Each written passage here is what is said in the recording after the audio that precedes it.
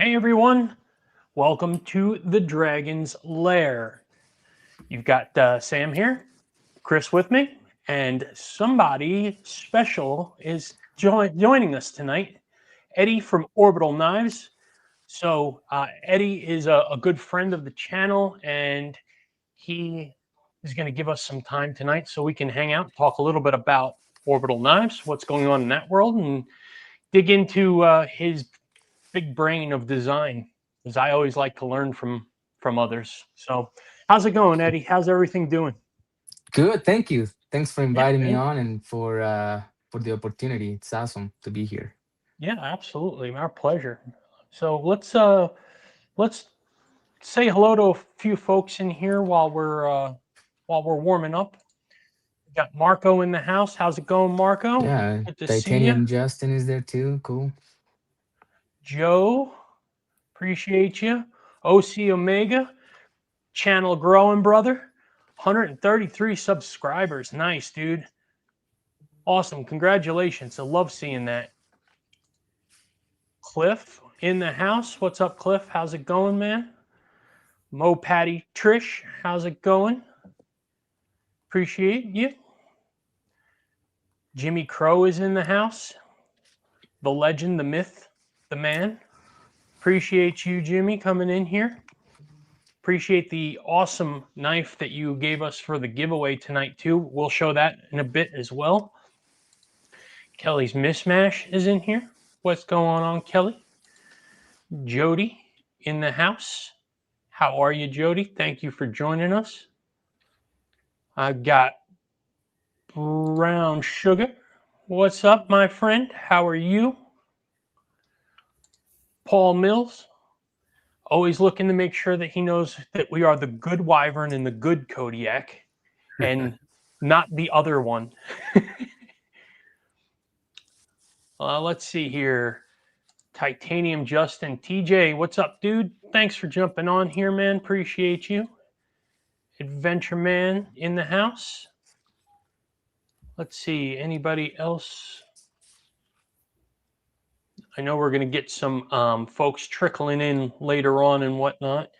Oh, Yeah. we've got my father in here. That's Daddy Wyvern. What's up, Daddy? KR Knives. Appreciate you coming on, man. Appreciate you. Thank you. Thank you. Ramsey Silent, my friend. How's it going? Wee Pocket Fiddler. What's up, Wee Pocket? Let's see. I'm trying to catch up to the chat here. Neil McKenzie's in the house. What's up, Neil? Good to see you, man. Appreciate you jumping on here. Henry G's in here. Appreciate you, Henry. Brian White. How's it going, Brian? Thanks for joining us. Silver Trails Outdoors. Thanks for jumping on here. Appreciate you. All right, I'm caught up. I think I've got everybody for now. So before we get started, I pinned a comment in the chat. That is the link to the giveaway video. So do me a favor, if you are not subscribed, obviously subscribe to the channel, because you're not eligible for the giveaway unless you are a subscriber to the channel. And then go to that link, watch the video. It's only a couple minutes. Follow the instructions carefully. Enter, and you'll have a chance to get a great giveaway that we're going to be doing later on tonight to celebrate our awesome 500 subscribers, and we can't thank you all enough for that. So appreciate you all for an amazing run here. And a big thanks to Jimmy for providing us a giveaway. Absolutely. I had said that a minute ago. Jimmy hooked us up with a gorgeous knife and a swag pack and some other knickknacks and details. So really cool of him. Such an awesome person. Love talking to Jimmy. A lot of fun.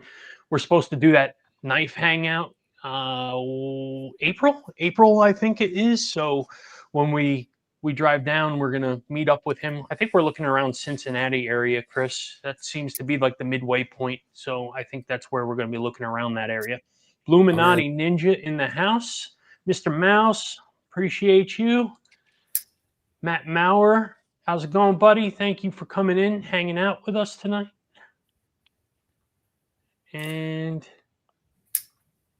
all right, Kathleen, oh, I'm trying to click on you. Sorry, Kathleen Smith. Appreciate you coming in and hanging out. Thank you so much. Robert Jones in the house as well. What's up, buddy? So, all right, I think we're caught up. We'll let it run for a little while. So, Eddie, appreciate you coming on and hanging out with us, man. It's always a good time to hang out and talk with you. So, what's going on in the orbital world, man? I know you've got a couple things brewing. I know I saw the Callisto XL that's kind of on the horizon coming, and then you're at that fixed blade that I saw a couple posts on that looks real nice. So give us a little rundown, man. Yeah, so right now in the orbital knife scene, we have the large Callisto that's actually, it's on its way. And so it's gonna be released very soon. I'm super excited. It's crazy because it's about 2 months late than I thought it would be. I really thought it would be released during December. Mm-hmm. But with assembly and things like that, I'd rather it take longer and have no issues rather than it be like a quick process. And then once we get them, they don't pass quality control, right? And so concept, really I see it as a favor of them to like take their time and do the assembly process right. And so they're on their way now. So those are gonna be released soon. And I don't know if the people in the chat know the Callisto model, so I don't know if you mind if I show it real quick. Absolutely. No, please. I mean, So- we love it. So here, I'm gonna put you up on the big screen here so okay, everybody deal. can see it. So this is the original size Callisto, right? And it is a sub $100 knife. It retails for $89. We usually have some discount codes going around. And the thing about this knife that I wanted to do was give a nice titanium clip and a titanium backspacer. Usually with knives under $100, you don't get that. And then you spend a good $30 upgrading those parts at least. And so this is under $100. You get 154 cm and those premium components there. But when we released this knife, a lot of people said that they wanted it bigger. And these have moved really well, but I got working on that immediately. And so we have the large version now. So in size comparison, So nice. this one is aluminum right here. This one is the blue micarta. And this one is sold out now, actually, this variation, but you can see the size difference there. And yeah, so we have 3 different variations coming on the large version. You have that blue aluminum, and then you have this JG10 with the black coated blade, and then you have my favorite, the titanium with that DLC coated blade, all in 20 CV. And these are gonna arrive pretty soon. So then as soon as they arrive, we just go through the quality control process, and then yeah, launch them. I've just got 3 words for you. It's add to cart. Yes, sir. Yeah. Yes, sir. I've been bothering Eddie for a minute though on this, right? I mean, Eddie, I really think it was a mistake. I made a mistake to tell people like during October, November to say it's gonna be ready around Christmas time. Because since then, every day I have somebody asking me, hey, when is that gonna be ready? When is that gonna be ready? And I feel bad, but at the same time, let's do things right. Let's take a little longer. And yeah, I'm super excited about the Callisto series. And then these ones right here, these are the original. And these ones, I've decided when these ones are sold out, we're going to make other versions of this size, but we're not going to repeat any of these. So once these are gone, they're gone. They're not gonna come back in the same configuration.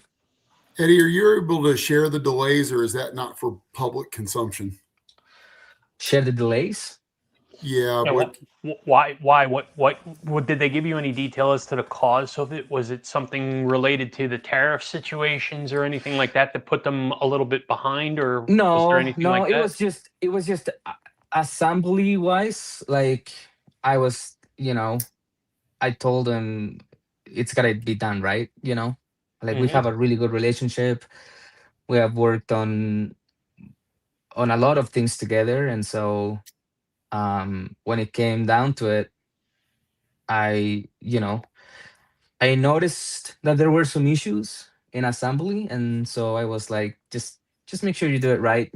It's minimal things that if you put attention, you can really fix. The problem is if I get in here, I don't want to be fixing hundreds and yeah, hundreds of units on my own, right? And so it's just better if you take a little longer and get it done. And the other thing is holidays. They take some insane holidays. Like I got an email a few days ago from somebody, and they said that I'm working on a new design, and they were like, this will be done when we come back on the 24th. Like they have some New Year's holiday going on right now. They're gonna Hmm. be back on the 24th of this month. So they have these extensive holidays that I can't imagine. But it's part of the game. It's part of the game. It's not that the pieces are bad or anything. That these prototypes, I'm making no changes to these prototypes. Like they're perfect. But if you assemble them quickly, no matter how precise you are on making each part, if the assembly process is not done right and and you rush it, it won't matter. It won't be good. So that's yeah, Yeah, that's no, mainly it. you got to do it right. I mean, you don't want to release something that's subpar. I don't blame you one bit. Chris and I are Yeah. kind of going through that a little bit right now with our own prototypes. Not that it's And go subpar. grab some real I quick. Yep. I think we're really just kind of driving towards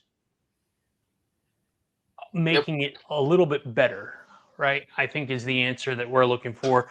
We did some testing. We ran it through the ringer for a while, and it performed well, but it can perform better. And so we've reached out and we're getting some new blades made, Hmm. and they're going to send us just the blades. Nothing wrong with the handles. Everything else is great. Oh, nice. Lockup was fantastic. Held up, Yeah. took a beating, but we want to get thinner behind the edge. So we're going to bring the grind line higher. We're going to go deeper on the hollow, and we're going to make that Yeah. thing a yeah. beast. Our design intent was to make a very versatile knife that can do a lot of different things well. What we did execute is an amazing heavy use knife, and so Yeah. we think if we do a little bit of thinning, then we will accomplish exactly what we were looking to do. But Yeah. yeah, it is a long process, and Yeah. And that's actually what I did with the Daco model. So this is the prototype right here, and this is the production. Hang And on, if let you me look let me at, make it big so that we can see it let better, me buddy. see if I can half have the this size. be shown. But if I Yeah, go, like, Yeah. the black plate is the production, the other one is the the prototype, and you can see I thinned that out quite a bit because half again, it the all size. comes Yeah. down to performance. And so yeah, I totally get what you guys are saying there. It's not that Yeah. it was So bad, but it could be it was better, and so it was definitely a so good just call. just for point of reference, if you will. So here Mhm. is the current setup right here, and Yeah. aesthetically, I like the way this looks. I think it's pretty cool. The issue at hand, though, is just that because the grind line is so low on the blade that it's not getting deep enough behind the edge. And so I see. we're going to swap it to, uh, I only have a drawing here, but come on, focus for me. There we go. We're going to bring the edge way up underneath the blade hole there, and we're going to get it nice and deep, and we're going to make it real thin behind the edge. So Yeah. we've Yeah. got Are you gonna have that line disappear into the hole and then just be reborn on the side, or is it gonna be right under? it's going to be right under. Okay. As of right now, it's going to be right under. We're going to talk about it. I mean, they got to give me new renderings, right? Yeah. So once they give me a new rendering, we take a look at it together. Chris and I will decide, is this what we want to do, or do we want to bring it up the extra millimeter, Right. whatever it is, millimeter and a half or something.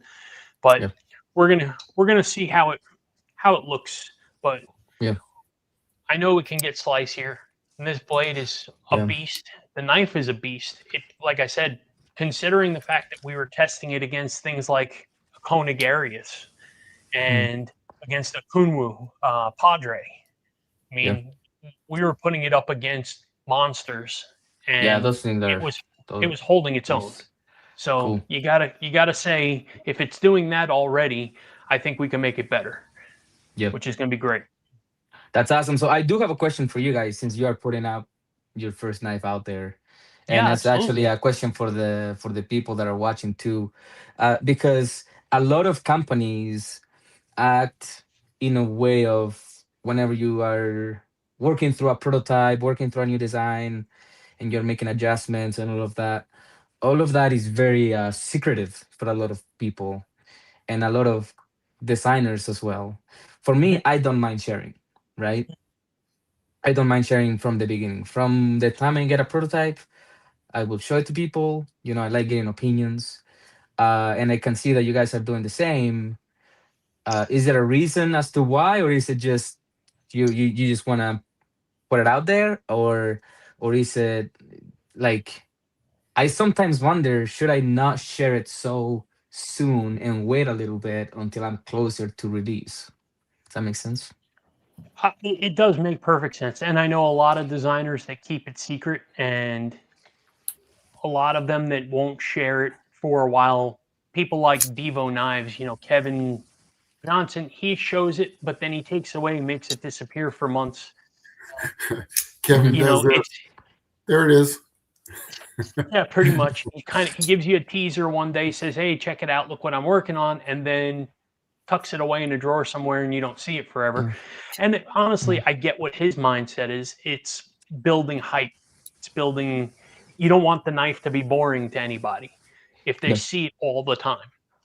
Yeah. And so I get his perspective. From my own perspective, and Chris may have his own, so I'll let him answer his own version of this. But from my perspective, I think that most of the people that are watching right now don't have the experience of what it's like to go through this process. And so Right. I feel like I wanted to take them on the ride with us. Mhm. Okay. A few weeks ago, I actually pulled up and shared, when Concept or any of these companies send you that PDF file that's like 80 pages long and tells you all the finishes and fits that you can get and all that stuff. Right. The catalog. Yeah. Yeah, the catalog. I pulled that up on screen and I showed everybody on here. Look, this Oh. is what we shop from, right? Like, I mean, I Yeah. went to that Yeah. detail with the folks. I want them to go on the ride with us. I want them to see Yeah. that, hey, we're doing this with you guys in mind. And I that's actually why have we. prints of that. I take, because I sometimes have to travel for work, Mhm. and I take prints because I don't just decide the night of. When they No, ask me about no, those that things, that takes time, I man. think about that for forever, and I I take them on rides and look at them over and over and over again, and it's really a fun process. That's the easiest, most fun process of the whole thing, in my opinion. Just like choosing what's gonna look like in terms of finishes and materials For when the sure. design is already figured Adventure out. Man, I feel like if you take suggestions before production, that's a good way to ensure it meets expectations on release instead of feeling like something could be improved after release. I agree with you. Yeah. And that is absolutely something that Chris and I have talked about. When we get to a point where we feel like it's at a place where we want to start pulling in that final feedback type of thing, we're going to start doing that. I'm going to be posting surveys and questions and all kinds of stuff. I want your feedback. We serve the community. The community are our customers, right? So at the end of the day, what you guys want is really what the knife is going to wind up being eventually. So but I want to talk about that. We real did quick. want to show along the way, though. We wanted to show the ride is what my answer to that is, Eddie. And Chris, do you have a different answer to that? Slightly. I like feedback. You know, as you've heard me been saying for years, feedback's a gift, and I preach that and I believe it. And very much what Adventure 50 said. But there's another nuance to that for me too, is that we've developed relationships with a lot of people, and it's almost like sharing in that with friends. And it's not it. You know, Sam and I have talked about this, and my opinion is this isn't my career; it's my hobby. I love doing it. It's something I want to be a part of. It's something that and heaven forbid this turn into a manufacturing company. That's something that we talk about from time to time. Yeah, it is that the dream coming true and us owning our own brick and mortar and having our own machines, etc. But for me, in the beginning phases anyway, this isn't about building a customer base. This isn't about trying to go sell a product. It's really about sharing something that we're trying to do with people that, some we even call friends now, that, we hang out with, exchange phone numbers, you chat on the phone. So that's the piece for me that it seems really cool. And I agree with everything Sam said. I think giving people some insight as to what it looks like may inspire some people to go on and do it themselves, or maybe have other people go, yeah, that's not for me. I'll just keep hanging out and watching the people who don't want to doing it. Yeah. I'm gonna pause you guys for 1 sec here. I just want to say hello to some folks before we get too far behind in the chat here. I know that there's a bunch of people that came in here. None for Now is in here. J1 Doobie's in here. See Gunmetal James and the Bumble Shay. Shay, just so you know, if you haven't gotten it yet, I sent out that sticker pack to you earlier this week, so you should have it any day. Let's see, who else are we missing here? Did I say J1 Doobie? If not, I apologize. Help with Gadgets is in here. I saw None for Now was late because he was trying to put down a 3-year-old. And let me tell you, Uncle Chris has no problem sending you some Benadryl gummies if that'll help. Dale Lane, appreciate everybody coming in here. Appreciate you, Dale. Thank you for hanging out with us. Let's see. Am I missing anyone? If I do miss anybody, I do sincerely apologize. We're chatting away here. It's really sometimes it's hard to catch up to the chat here. Miranda Keith, how's it going? Thank you for coming in and hanging out with us. I'm almost caught up here. The Jake, what's up, buddy? Thank you for coming in, hanging out. James Hoyt. So, quick. Ginger Fisher's just hopped in. Hey, Ginger, thanks for hanging out with us. So, just a quick update here. If you have not, I pinned a link in the chat. Go to that link. There is a video there that is the giveaway entry video. Please pay attention to the rules. You must be a subscriber to enter the giveaway. So if you're not subscribed to the channel, make sure you go ahead and subscribe. Okay, follow the instructions on the video carefully. I don't want anybody to be eliminated from contention to win this prize. We'll go over everything in a little bit. I'll show everybody what the prizes are tonight, and we'll also go over the rules again just to make sure everybody is covered. So appreciate everyone coming in, hanging out here. If you haven't, hit the like button. Certainly does help the channel. We do appreciate it. All right, back at it, man. So yeah, sorry about that. Oh, it's great. It's great. You guys talked about the design piece. Sam brought up the catalog. You said that for you is the the easiest, but funnest part of this. And and it's interesting because I can't see that stuff. And I've done a couple. I went and had a Rask made. I had a Norseman made. I selected some stuff, and I had no idea what it was going to look. And that was a little nerve-wracking to me, right? Not knowing what it was going to look like because I can't visualize it. And tonight I was like, you know what? I think I'm going to go get a Mojave. And I go on their website and they don't have any. And so now I'm like, okay, I'm going to go ahead and order a custom. And then I had to click on it and it didn't build the knife where I could see it. And I was just like, I got through all of it and I went, nah, this isn't for me. And I deleted out of it and was just like, I'm done. And that's the hard, because I'm so visual. So my hat's off to both you guys for being able to see that stuff. I can look at something and say, I don't like it or I don't like it. But when you're like, hey, let's just add a splash of color here or there, I really struggle with that. The thing about the industry is like there is so many knives out there nowadays that just about any combination you think of, you can find somewhere and see what it looks like if you dig deep enough. Because there was a time where it was easy to keep track of the knife companies, and it was easy to keep track of each model that was coming out each month, and you could memorize all of the names pretty quickly. I started collecting like 2017, so it was like pretty easy. You had a few major companies. We was starting to make way. We and Kaiser were starting to get to be known, and it's just so wild now. There is so many options out there that so sometimes I do have trouble visualizing, and that's when I just jump online and try to find what is this type of hard carbon with this type of finish on the material on the blade, and I find a few knives, that help me visualize. But yeah, it is very, very I do difficult. the same thing, Eddie. Right? I agree with you 100%. I like Chris, the most recent design that we just finished up. It's the handle. A lot of it was that Vanguard Nakiri, and that kind of inspired the idea of putting those slots in the handle and putting color behind the handle so that you can see through it and stuff like that. So I use visuals from other knives as an inspiration or an idea and put my own twist on those designs in a lot of cases.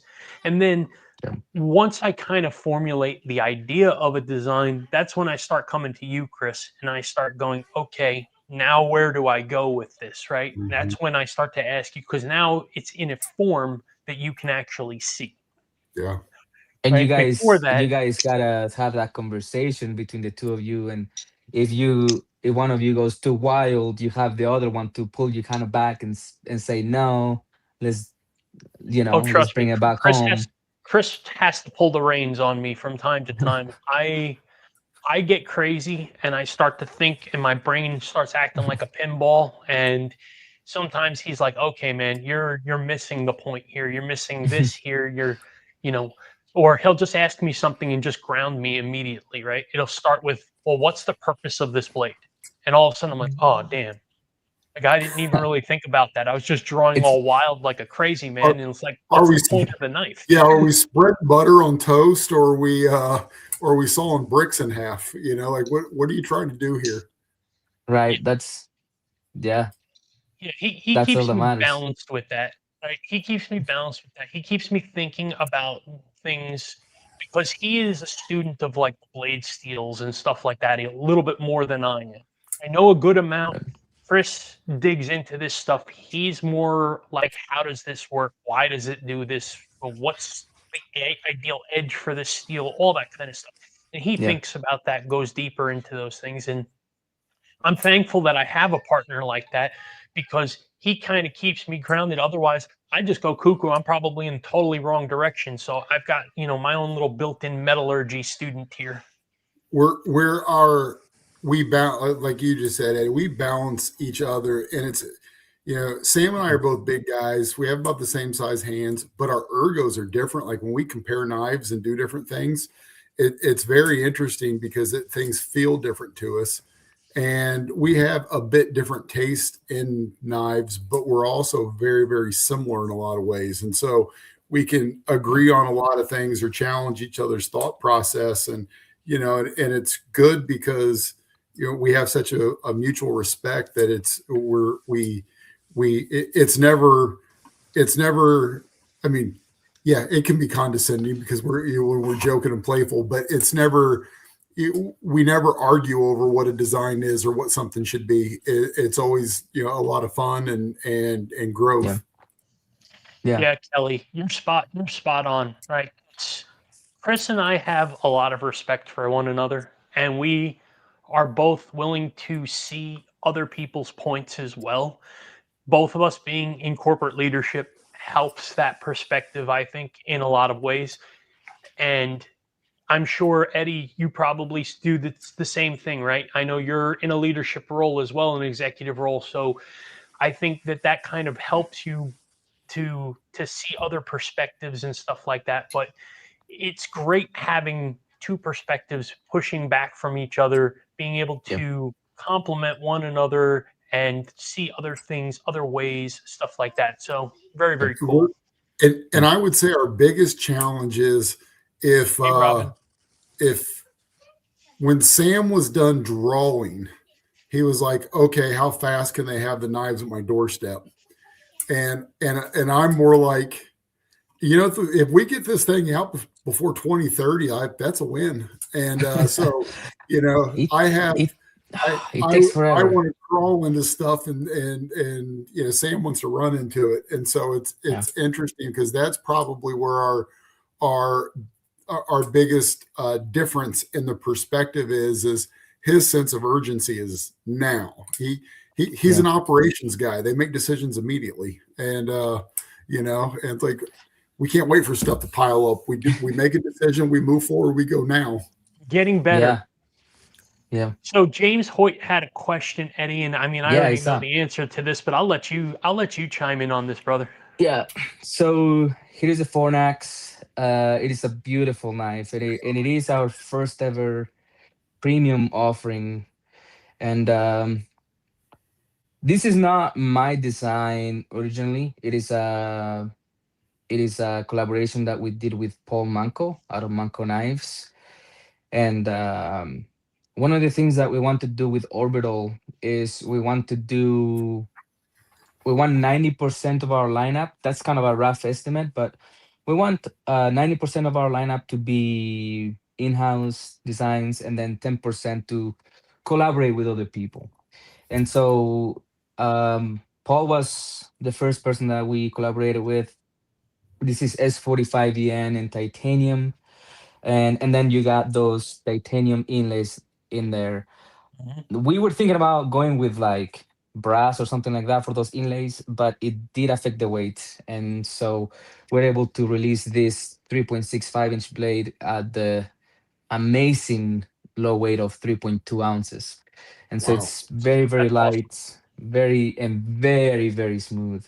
But no, it's not my design. I mean, once the design arrived, I did do some changes to it, you know, move some things around, adjusted the pad out here for axis, switched up thinned out the blade a little bit. Like, you know, we did go back and forth a little bit, but the idea of the design came from Paul, and then we was just kind of adapting it to what we wanted. And so, but yeah, in the future, as you know, we need Orbital to release a few more knives that are completely, you know, designed by us, and then from there on, we will try to keep it about 10% of our lineup to be a collaboration with somebody. I think it's all about community, and like Chris was saying, you know, we're just having fun here, and that's the point. And so sharing those experiences is part of it. Yeah, for sure.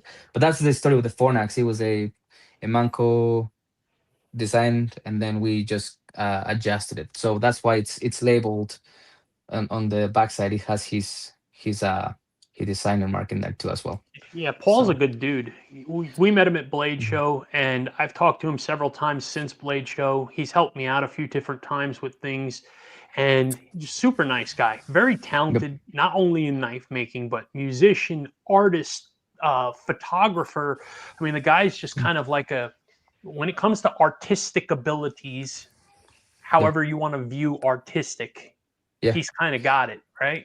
And that's kind of how I connected with him originally. Hi, Trouble It's Bunny. just with we, it's actually how I came to the US. I'm a musician, and so I was born and raised in Chile, and in 2016, I came to the US, and Yep. so yeah, and it was all like a music based transition Hey, in my fish life. bag. What And do you play? Do you play guitar? Do you play drums? What do you do? well, I do have a drum set, but that's just kind of like let's release some energy and some frustration into the thing. It's not anything personal. But growing up, I did play with like orchestras, and I was, like skipped most of high school, because with special permissions, because I was traveling around playing with national orchestras around South America and whatnot. It was kind of wild in that sense, but Oh, cool. came to the US.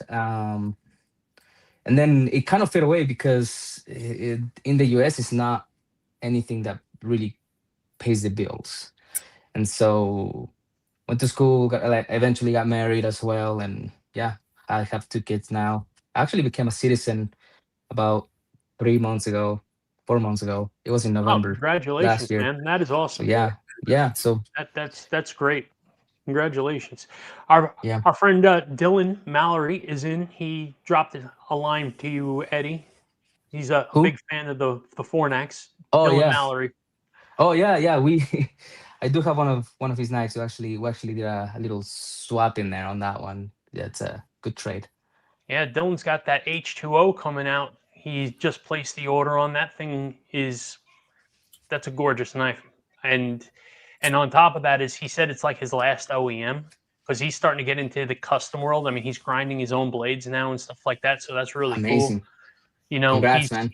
yeah, that's a big step up for a knife maker, right? When you leave drawing and you start doing, that's real cool. That's Yeah. awesome. I can't wait Yeah. till the day that I get there. But right now I can probably hit my finger with a hammer if I Yeah. tried to nail something. I'm not really. Yeah, we're not there yet. Thanks, James. Appreciate it, man. So, very, very cool. Very cool. Yeah. Yeah, definitely. Congratulations on becoming a citizen, though, man. That's Oh, great news. I am so excited to not spend more money on stuff like green cards, renewals, and things like that. It's just Well, I as someone who was born here, I'm not sure that I could pass the citizenship test because there's a lot of information you have to know. and like a week before I took the test, because it's an extensive test that like you have questions about US history and all of that, and then you have an English test, and then they also go through like your tax information for the last 3 years, and records of like speeding tickets and things like that. And so as we were going through that, I was studying the test, and then I lost my pages. It was 100 questions, and I lost them. And so I go online to reprint them, and thank gosh I lost it, because I go online to reprint them, and I find out that Trump has just switched it to a new test. It was 128 completely different questions. It was not that he added 28 questions. It was 128 completely different ones. So I had to grind studying those ones. Luckily, it was fine. It was like really good process. I think the citizenship portion of it was the easiest thing to do in comparison to the rest. Your first visa, your first green card, all of those steps were significantly more complex. The Yeah. citizen but if you do it right, little by little, the process starts to get easier and easier, to the point where it was like besides the starting part, it was pretty chill. And yeah. Well, So that's good. I'm glad that they have a system that's operationally structured that way, if you will. I know I've heard in the past that it's super, super difficult, but what you're saying seems to be not that it's difficult necessarily. I'm not saying it's easy either. I'm sure there's plenty that you need to know, and I can certainly tell you, I don't think that I can pass either, like Chris said. So Yeah, but and there is kudos to people you, that man. don't pass. You know, there is people that they have to turn away, Mhm. and you get 3 chances, and if you don't pass on the third chance, you're done. You can't Yeah. you can apply. Yeah. According to what I hear, is you can apply again, but yeah. Tegan's in the house. What's up, Tegan? Appreciate you coming in here, man. Thank you. Todd Carr's in here. What's up, Hey, buddy? Sam, can you highlight Bumbleshay's comment? Um, this one? Yeah, Yeah. that's one. I think really thought the same thing. I was like, I cannot believe that happened, because it's not like I got notified or anything, you know. Yeah. But it was a completely different test. Yeah. Ramses, appreciate you dropping Orbital's website information in here, man. Thank you for always staying on top of it. You're always on point, man. Thank you. By the way, I want to invite people to do something real quick, if possible. On the website, I don't know, like I don't have a way to share the screen, but on the website, if you go into our website, in the menu, I create a forum space, and So give me one. so I'm going to pull up your website, and if you want perfect. to walk me through that, Yeah, um, yeah, let's do it. and it's a great looking website. yeah, you have Thank you. a gorgeous website. So let me pull this up here, and This is a fun crowd. You guys have a good crowd going on here. yeah, Lot- these folks are pretty good. We like them. 65 watching. That's pretty good. Really, really good, actually. All right, so here is Okay, your yeah. website. So Where in do the you want me menu, to there go? is it says forum. Mhm. Go ahead and click on that. And I think of that spot kind of like a social media for knives, but it lives within the Orbital Knives websites. So I want to invite people to go in there and register, and just post your knives, post questions that you may have, whatever you want to do. The reason I did that is because social media has issues, you know, and so like they keep taking posts down, and then, you know, like it seems to me that there's always one platform that has issues with knives. Recently, Instagram has been a little bit better. We don't know if that's gonna change again and be terrible again. And so Yeah. I decided, you know what, I'm gonna own my little space. And so everybody's welcome to go through the Urban Alliance website, just click on forum, and then that will take you to our little spot there, and you guys can start sharing whatever. You And know, yeah, that's a great idea. And have you considered doing like an app, or is it you're going to keep it browser based, or have you even it can considered? be turned into an app. It just everything takes a lot of time and effort and serious amounts of money too. It can take a lot of serious amounts of money, and also moderation. Yeah, Because some people can go in there and just, you know, be naughty, for lack of yeah, a better word. And so moderation time and everything. So I don't want to cross that step until we have a good amount of folks joining and posting regularly and doing all of that, because then it's worth it, right? But right yeah. now I've just done this like in the last few weeks, and to give people the opportunity to join and do that. And if it grows, heck, let's do it, right? Yeah. No, I Mhm. it's a will great say, idea, man. yeah, I was gonna say your website is outstanding for cellular as well. So you put a lot of Yes, thought thank into you. that. So yeah, it's not difficult to use a mobile browser and navigate your site. So again, well done. Thank you. Appreciate it. Appreciate it. And I wanted to tell everybody something. So you were saying how a lot of social media is not like knife friendly. They take the posts down and stuff like that. So a Yep. few weeks ago, we had Chris from Lone Star Knife and Supply on as a guest, Right. and the Right. day before they took his entire account down on TikTok. He had over Yeah. 15,000 subscribers. Well, I want everybody to know that as of yesterday, he has won his dispute against TikTok, and they have fully reinstated his account Nice. and took away all strikes against him. So he is back up and running. So Mhm. victory for the knife community. So Victory there, yeah. Here's the thing: it is great that he got reinstated, like huge win, right? yeah, But he still lost like a few weeks worth of interaction with people, and so that's the part that sucks. It's like well, you he still he have. said that he said he didn't mind it so much. I guess he Oh wasn't. no, definitely not. Yeah. Yeah, I think his focus wasn't so much on TikTok anymore. But yeah, I agree with you though. I mean, it certainly did cost him a bit on that. I'm sure it was a pain in the neck. I'm sure had gathered some business from there, sourcing it from there. So You no, know, Absolutely, he yeah. absolutely. one of the things he shared with us, the thing that was most troubling for him was that was the one platform that had 100% of his work, and so Yes.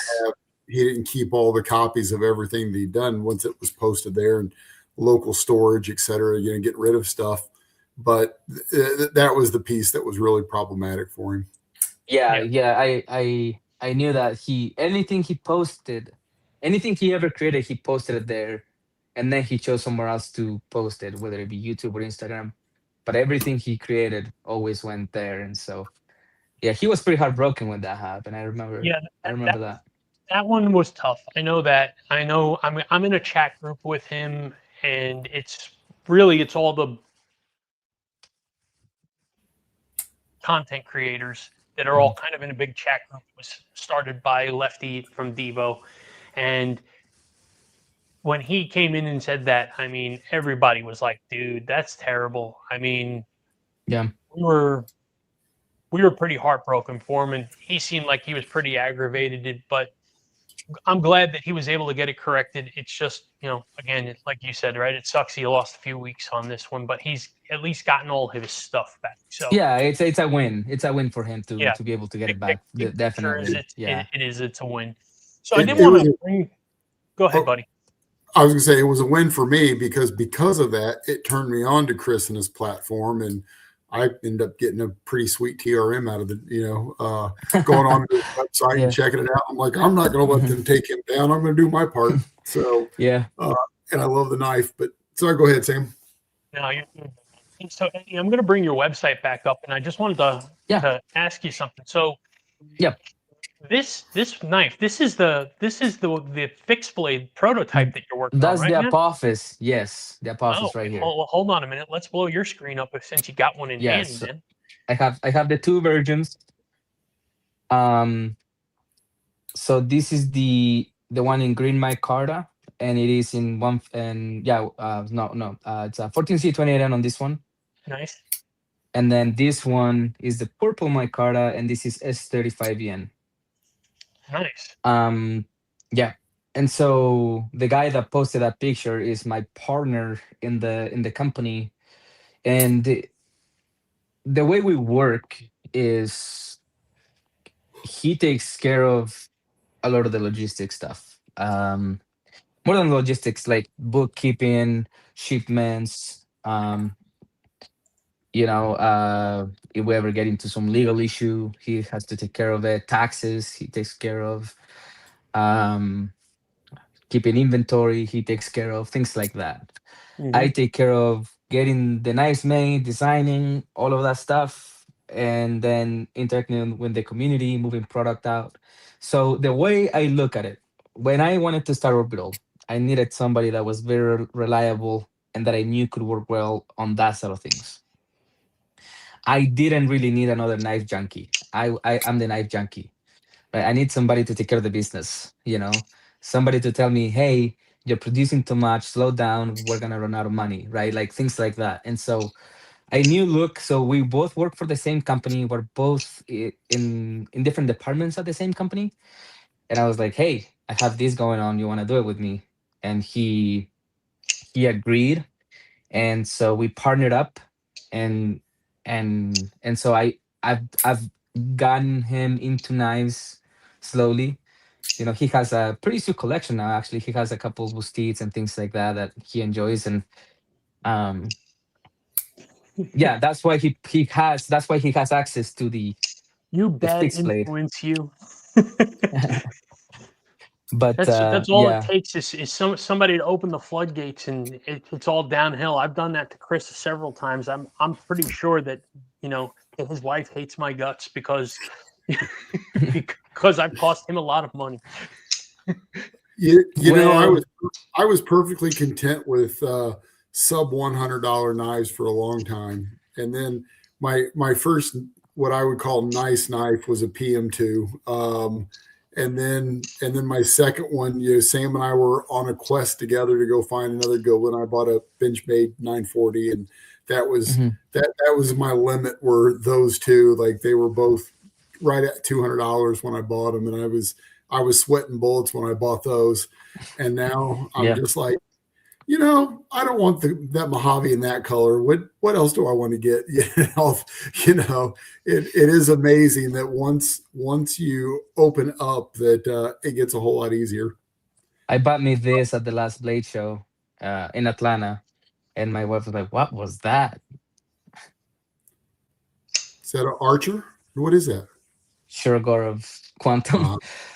So that was one. That was a pricey, but gotta have them. I want one. I want a Shiro. I keep seeing them, and I keep going. Should I? Shouldn't I? Should I? Shouldn't I?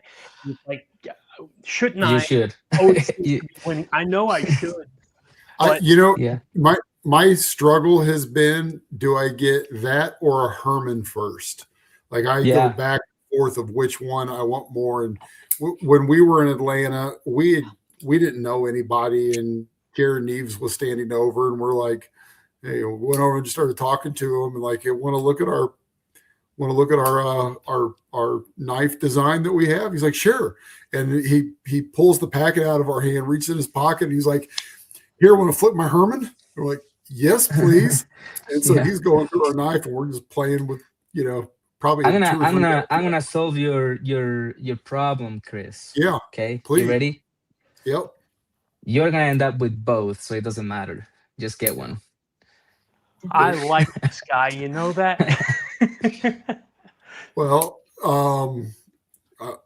maybe I'll do that tonight. No, well, take it over with your wife. I'm not. I don't want to get you in trouble. But I used to take so long trying to decide. I already made an agreement with you, Eddie. I'm a man of my word. I've got to get one now. There you go. I like that. There you go, man. Sure, understand. Let's play catch up real quick here. And give everybody kind of some quick updates. I see Josh D in the house. What's up, buddy? Thank you for coming in here. Old Man on the Ridge on the Edge EDC is in here. Bluminati Ninja. What's up, Blue? Thanks for coming in, my friend. Let's see. Who else do I see here? Chris, the unprofessional dad. Yep. Chris is in there. Thanks, man. Appreciate you. 5 million more, dude. I'll take 500 more right now. Well, let's slow down, buddy. But thank you, man. I appreciate you very much. That's a heck of a comment. Nice. Be shady. What's up, my friend? Thank you for coming in. Thank you. Let's see. Anyone else in here that I missed? Wheezy3, what's up? How's it going? Thanks for coming in here, hanging out with us. I think I'm caught up. William Hornbostel's in here. What's up, William? Appreciate you coming in and hanging out with us. Oh, no. Maddie's faction. What's up, brother? How's it going? Appreciate you coming in and hanging out with us. So we've got 77 people in here right now. So first off, thank you for having so many people come and hang out with us. That is awesome. Do me a favor, hit that like button if you haven't done so already. Definitely tell you it helps the channel significantly. But besides that, I did pin a comment in the chat that is a link to the giveaway video. So do me a favor, if you have not done so, go to that video, follow the instructions carefully, and make sure that you are subscribed to the channel, because when we do the giveaway, you have to be subscribed to the channel in order to be eligible for the giveaway. So please make sure you follow that. We're going to give this away in a little while. But in the meantime, we're hanging out here with Eddie from Orbital Knives, talking all kinds of stuff and having a lot of fun, just kind of catching up with a friend. So Yeah. appreciate everyone hanging out here. James Hoyt, if I didn't say hello to you before, sir, I apologize. And thank you for hanging out with us on the edge. I know I'm kind of skipping all over the place here, but I feel like I've missed some people. So I apologize if I did. Just a lot going on the screen at one time. So thank you. Did Sam, did you happen to get a new knife this week? Did I? Yeah. Nope. What about you, Eddie? Did you pick up anything new this week? No, this was my latest. The latest one I got was a little slip joint. It's a collaboration between Tops Knives and Fox. Nice. So these are made by Fox in Italy. Yeah, just little slip joint, but I've started slip joints here recently. Go ahead, Sam. Nope, not going to do the slip joints. No, we were doing our cut test, and we're pulling out and comparing our knife to the the Padre, and we pull out an Arius, and we're doing all these different knives, and I pulled out the Advanced Knife Bros slip joint to put our cut testing, and is that the fat one, like the super fat one? Yeah. Okay, yeah. And I pulled it out to start to. It actually did really, really well, but Sam was not near as amused as I was.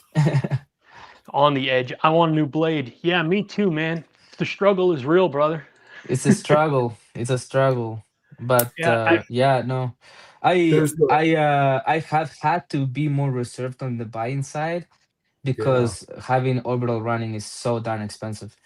Yeah, man. Yeah, that's a cool definitely running these things is very expensive. And I mean, Chris and I have both kind of tried to behave a little bit more this year. Last year, we spent stupid amounts of money on knives, and obviously getting the channel started and stuff like that is an expense as well. You know, you need stuff to review, you need stuff to talk about, and things like that. So, but now being part of the pass around group helps a lot, making a lot more friends. So, you know, this knife right here, I'm just going to show everybody here. This is the Flytanium Theory, and I borrowed this from Titanium Justin. So Titanium Justin wanted to check out my We-XL, so I sent him that, and then when he was done reviewing that, he stuck this in the box with it and sent this back for me to review. So I'll spend a few days with this, and then I'll get this back in the mail with him. But I mean, the action on this thing is outstanding. Very fun, very fidgety knife, very simple. Front flipper, blade hole, a lot of fun. I'm really, really digging this knife. I'm gonna have to find time to swing by your house and check that one out. You were the one that actually told me you wanted to check this out, right? I'll send you this one when this one comes out to pass it around as well. And then if you send that to me, it's never leaving my sight. I'm just telling you that right now.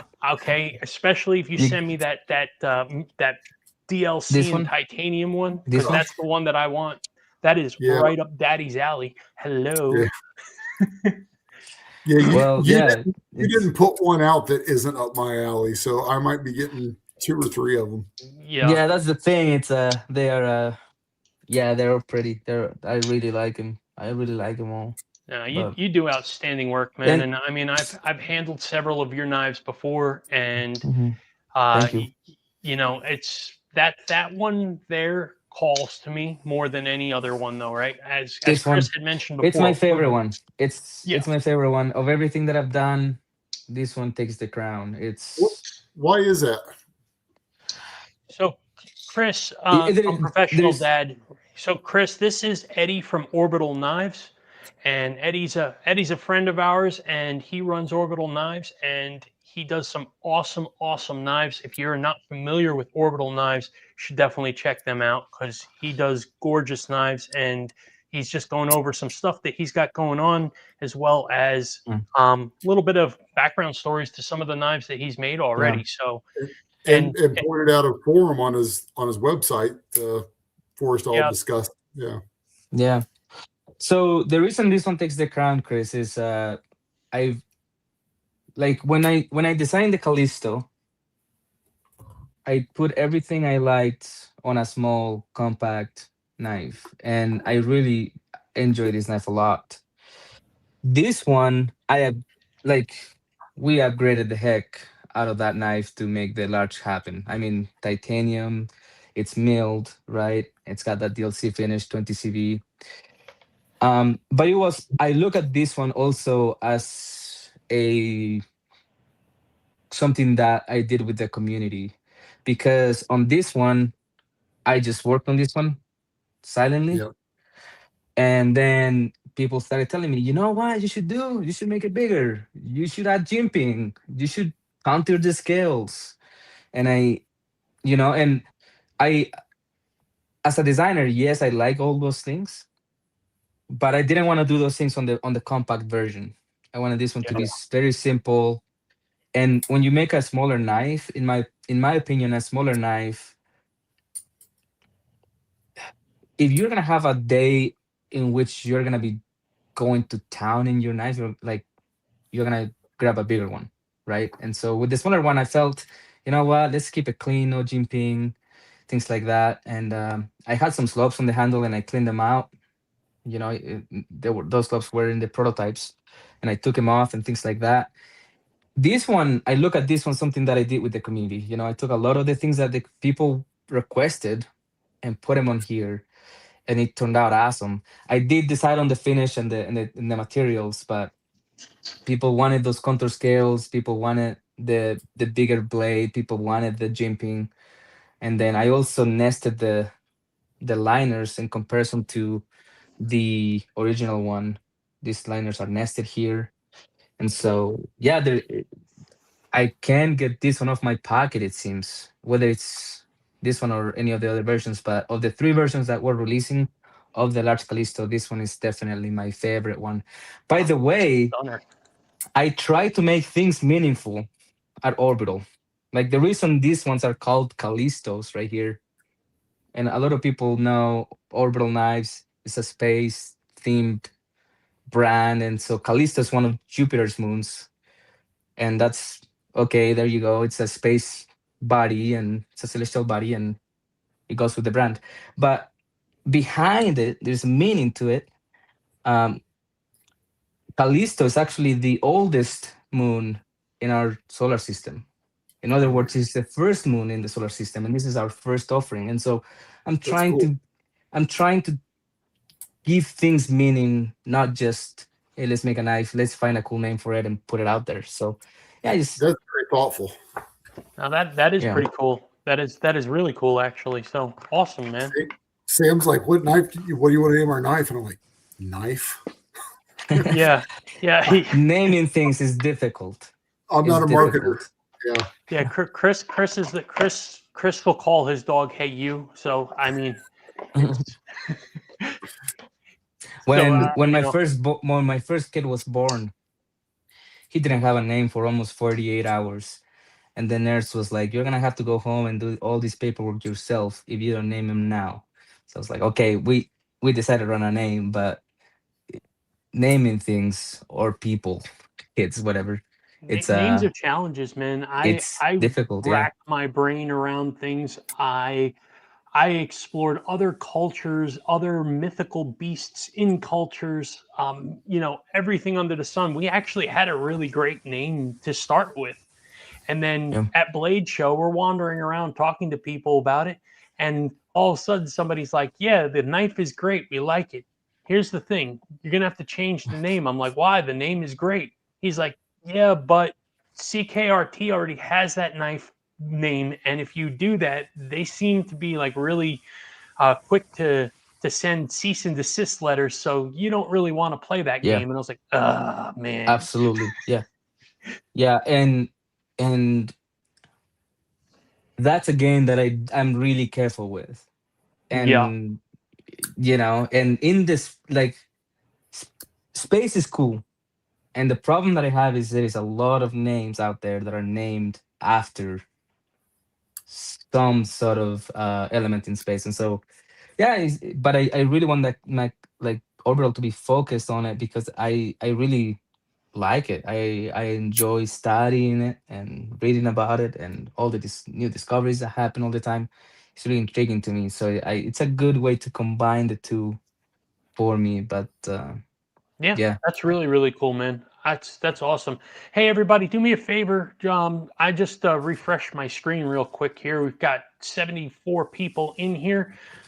Do me a favor and hit the like button. I've got 55 likes on the video so far. Love to get everybody giving me a like. And if you are not subscribed to the channel, do me a favor, subscribe to the channel, because if you want to be eligible for the giveaway, you're going to have to be a subscriber.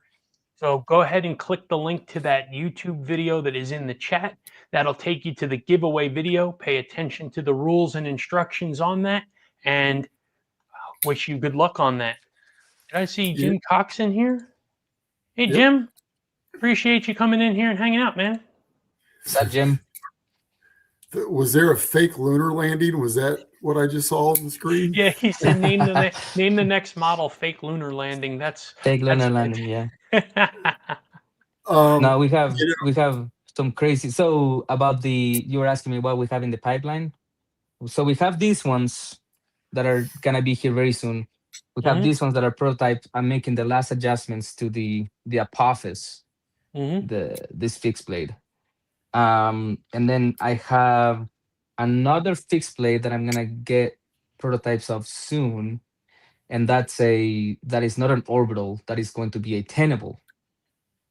And then I have a folder that I'm doing with concept, and that one is gonna start getting prototyped mid-year. And then I have a new orbital design that I'm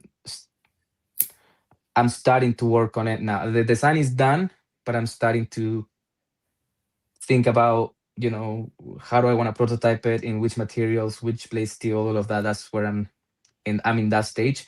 So we have 5 in the pipeline right now that I'm working through, but they're all at different stages. So within the next 18 months or so, those should be releasing periodically. But yeah, that's awesome. That's awesome. Yeah. That's a lot going on for sure.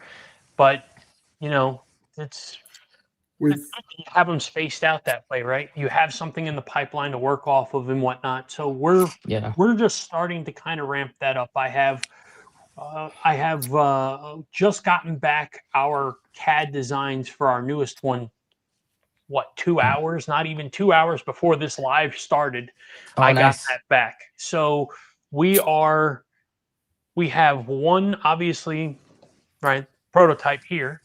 I have another one that is a collaboration with Concept that, I mean, you know as well as I do, right? They take a while, so who knows how long, when my guess is going to be, I won't see it this year. No, no way. So, and that's fine. That's fine. Yeah. And it's not like you have money out of your pocket for those, right? So for the most part. Yeah. So it's like Chris had said before, right? I'm impatiently waiting. But I am excited about that knife. I think it's going to be a great knife with Concept. I chose them for a reason to do the collaboration with. I saw the design, and it just, to me, it kind of fit their design choices and things like that. I feel like it fit in their lineup really well. Then we've got this one that, like I said, we finished our CAD today on. So that one will be an OEM. That one we're going to start shopping to manufacturers and seeing who we decide to go with on that one. We haven't even started that yet. So we'll see what people come back with and whatnot on that. And then I have 3 or 4 other ones that Chris and I are kind of like buttoning up Geo Knives asked me to do a collaboration with them. I'm not a Mhm. crossbar guy, and that's all they do is crossbar knives. So I'm like on the I did fence. this one. So when you did that, that's the Daco, right? Yes. So when you did the Daco, and let me blow the screen up so people can actually see the knife. There we go. Yeah. So This is when one of you the did the versions. Daco, Eddie, was Mhm. that knife originally like that, or did Concept modify it in some way? Is that really not the design that you gave them? Like, This is originally the design was different, but I modified it. It wasn't them. okay, I was like, let's clean it up, because I had some weird lines. I had some weird grooving lines here.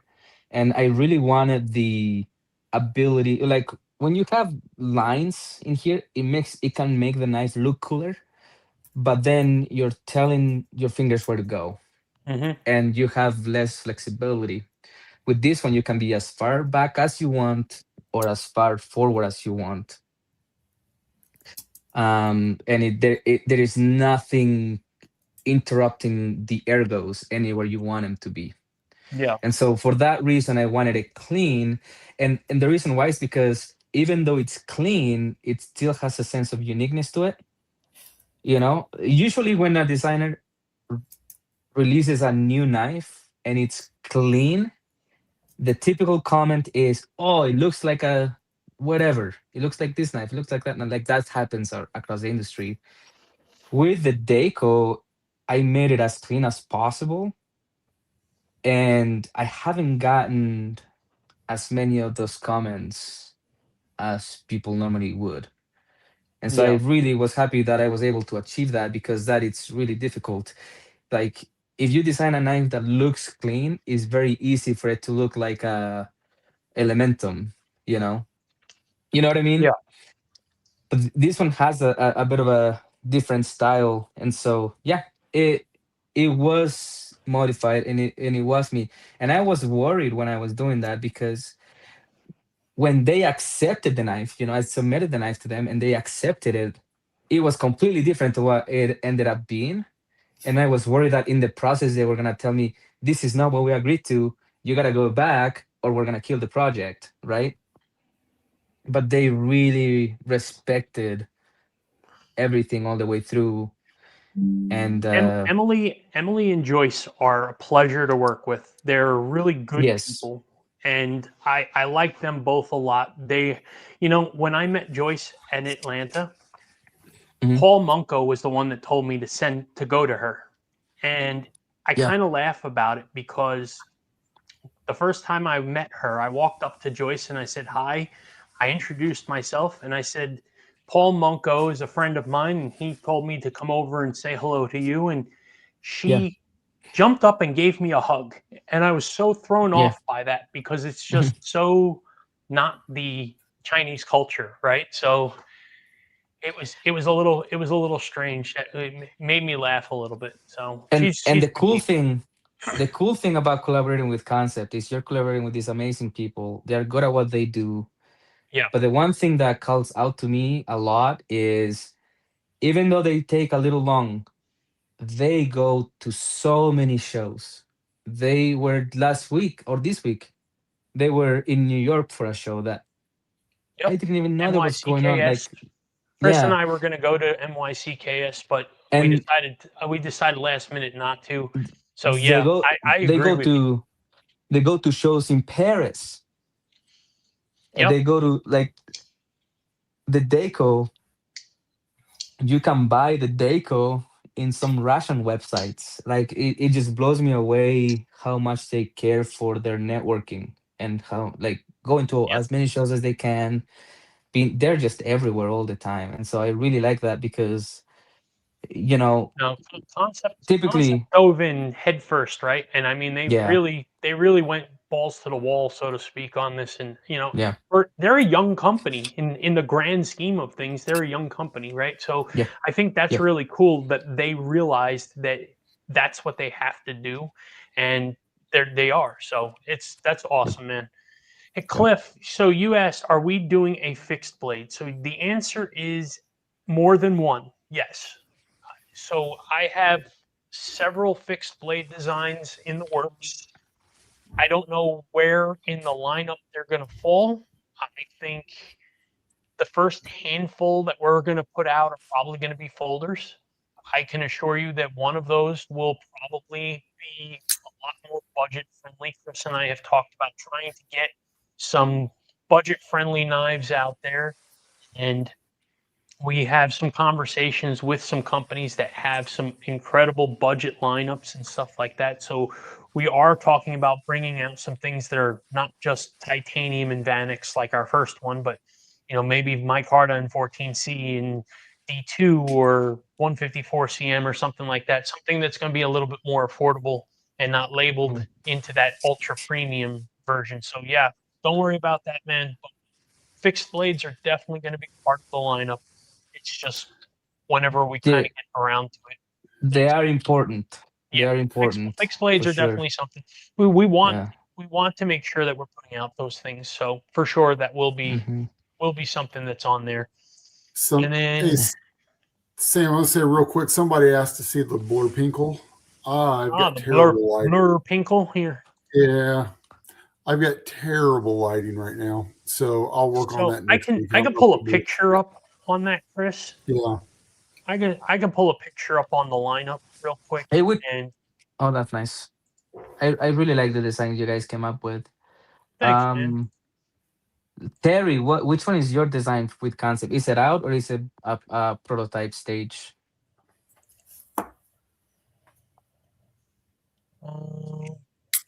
Pinkle. So let me share screen again here. I don't know who wanted to see it, but I will. Yeah, I had to run downstairs. It was still on the test bench. Yeah. Yeah. So this was the ask was blurple. They sent us pink, but the edges, all the spine of the handle and the champers and everything on that was more of a blurple bluish, really closer to blue than blurple, really, I think. And it's that looks turned out beautiful. People are really hot about it, right? And so a lot of people are loving the knife, and cool. I'm ecstatic that people like this.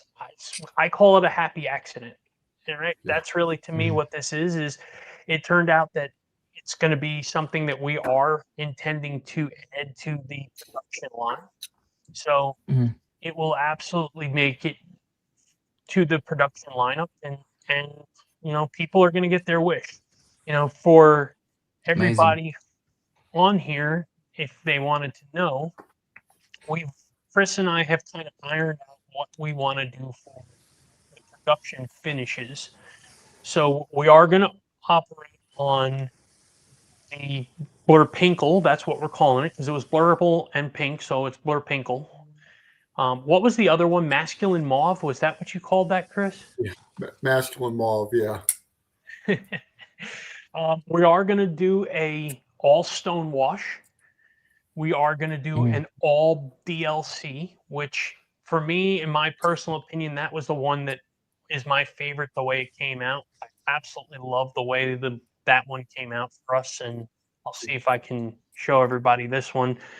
How well it'll put that DLC blade on a blur pinkle handle for sure.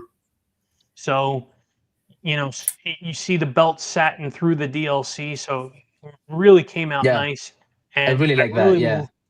The Timascus pivot collars against the black here just give it that one little pop change that I think looks outstanding on this thing. So really happy with the way this came out, and the action on these knives are incredible. So we are going to do black DLC, and then the final version is going to be a stonewash handle with a belt satin blade. So it's going to be a little bit more for those who want a little bit more of a plain classic, silver gray knife. That's what we're going to give you on that one. So it is those are going to be the 4. We were going to do 3, but I think people just really have a love for a few of the different ones on here. So we're gonna push it. We're gonna go 4 different finishes for the first one there, and Awesome. we're real excited for it. We're really excited for it. So Awesome. Happy to hear. for sure. Awesome. Thank you. Thank you. I need to hop off here in just a little bit. Yeah, Is man. there? Let's see. Let me see. What else I have in here? That's cool. I submitted a design with a. This is not mine, but I really been getting into Persian style blades lately.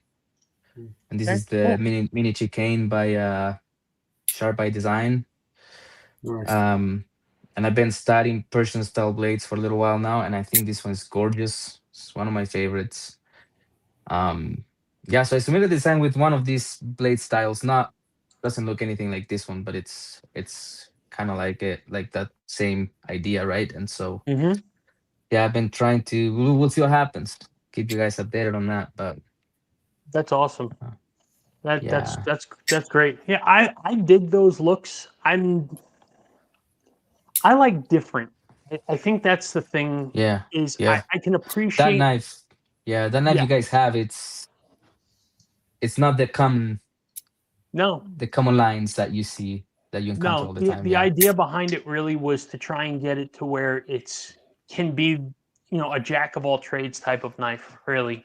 Mhm. Chris kind of said it best, and he talked about it. He kind of referenced it to MMA fighting and talked Mhm. about how, Chris, I'm going to let you do it because what the heck's the point? I'm going to. Well, no, it's the example I used was Floyd Mayweather was never going to lose that match to Conor McGregor, but Floyd Mayweather was never going to get in an octagon with him either, right? Like when you Uh-huh. start putting together all the tools, we're never going to be the sliciest, we're not going to be, the I thinnest see what you mean. behind the edge, right? We're not going to have the Mhm. thinnest spines, but we'll be very versatile everywhere. We've got some belly. Our tip is robust. It'll be good for piercing. Yeah. There are a lot of positive things that it will do. But Yeah. instead of being an A plus everywhere, we're hoping it's an A minus to a B plus everywhere. And Right.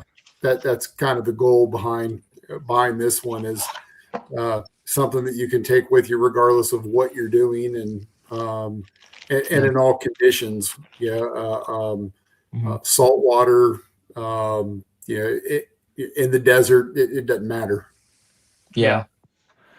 Yeah. No, So that's a very, really, very cool. yeah. So I've noticed there's a couple people that are saying, hey, we got to get going pretty soon. So, Let's hit and that one. Eddie, I mean, you're welcome to hang out, and I certainly do appreciate you hanging out with us tonight. You're awesome. I Yeah. love hanging out with you, and Yeah. Thank you guys. you're Appreciate welcome it. to come on the channel anytime for sure, man. You're a friend, and we Yeah. enjoyed the conversation. But I did want to get to the giveaway because so many of these people are our regulars, and I want to make sure that they get an honest to God Yeah. chance at this thing. That's So why they're here, yeah, to get them a knife. Yeah. Well, thank you everybody for your time. Thank you for the interaction. If you guys have any questions, you can find us. Instagram would be a good way, or just the website itself. There's a contact page. You can message in to us. Other than that, yeah, I'll let you guys know when the large Callisto drops. So awesome, Perfect. man. We Thanks, can't Eddie. thank wait. you guys. Take care, Eddie. Yeah, good night. Bye. You Good too. night. Bye. So, folks, first off, Eddie is awesome. He does beautiful designs, and his stuff is really not super crazy expensive or anything like that. He's very reasonable price for what you're getting. High quality, really nice knives. Orbitalknives.com is his website. If you are interested, go over, check it out. And almost, if you have an interest in there, I can assure you that Darkwater has a discount code. There's several others that have discount codes through there. Save 10% on there, and you get a really, really good deal. So, just if you're interested in an orbital knife, go over and check it out because he's a great guy and he does beautiful designs. So with that being said, I'm going to give you one last chance to do me a favor. I have a link pinned in the chat right now. That is the link to our giveaway video. You do have to be a subscriber to the channel, not a member. We don't have memberships here, but a subscriber to the channel. Okay, so head over to there, watch the video, make sure you're subscribed, okay, and do all that kind of stuff. Dale, that is in the, it's pinned to the video right now, or pinned to the chat right now, my friend. So appreciate you reminding.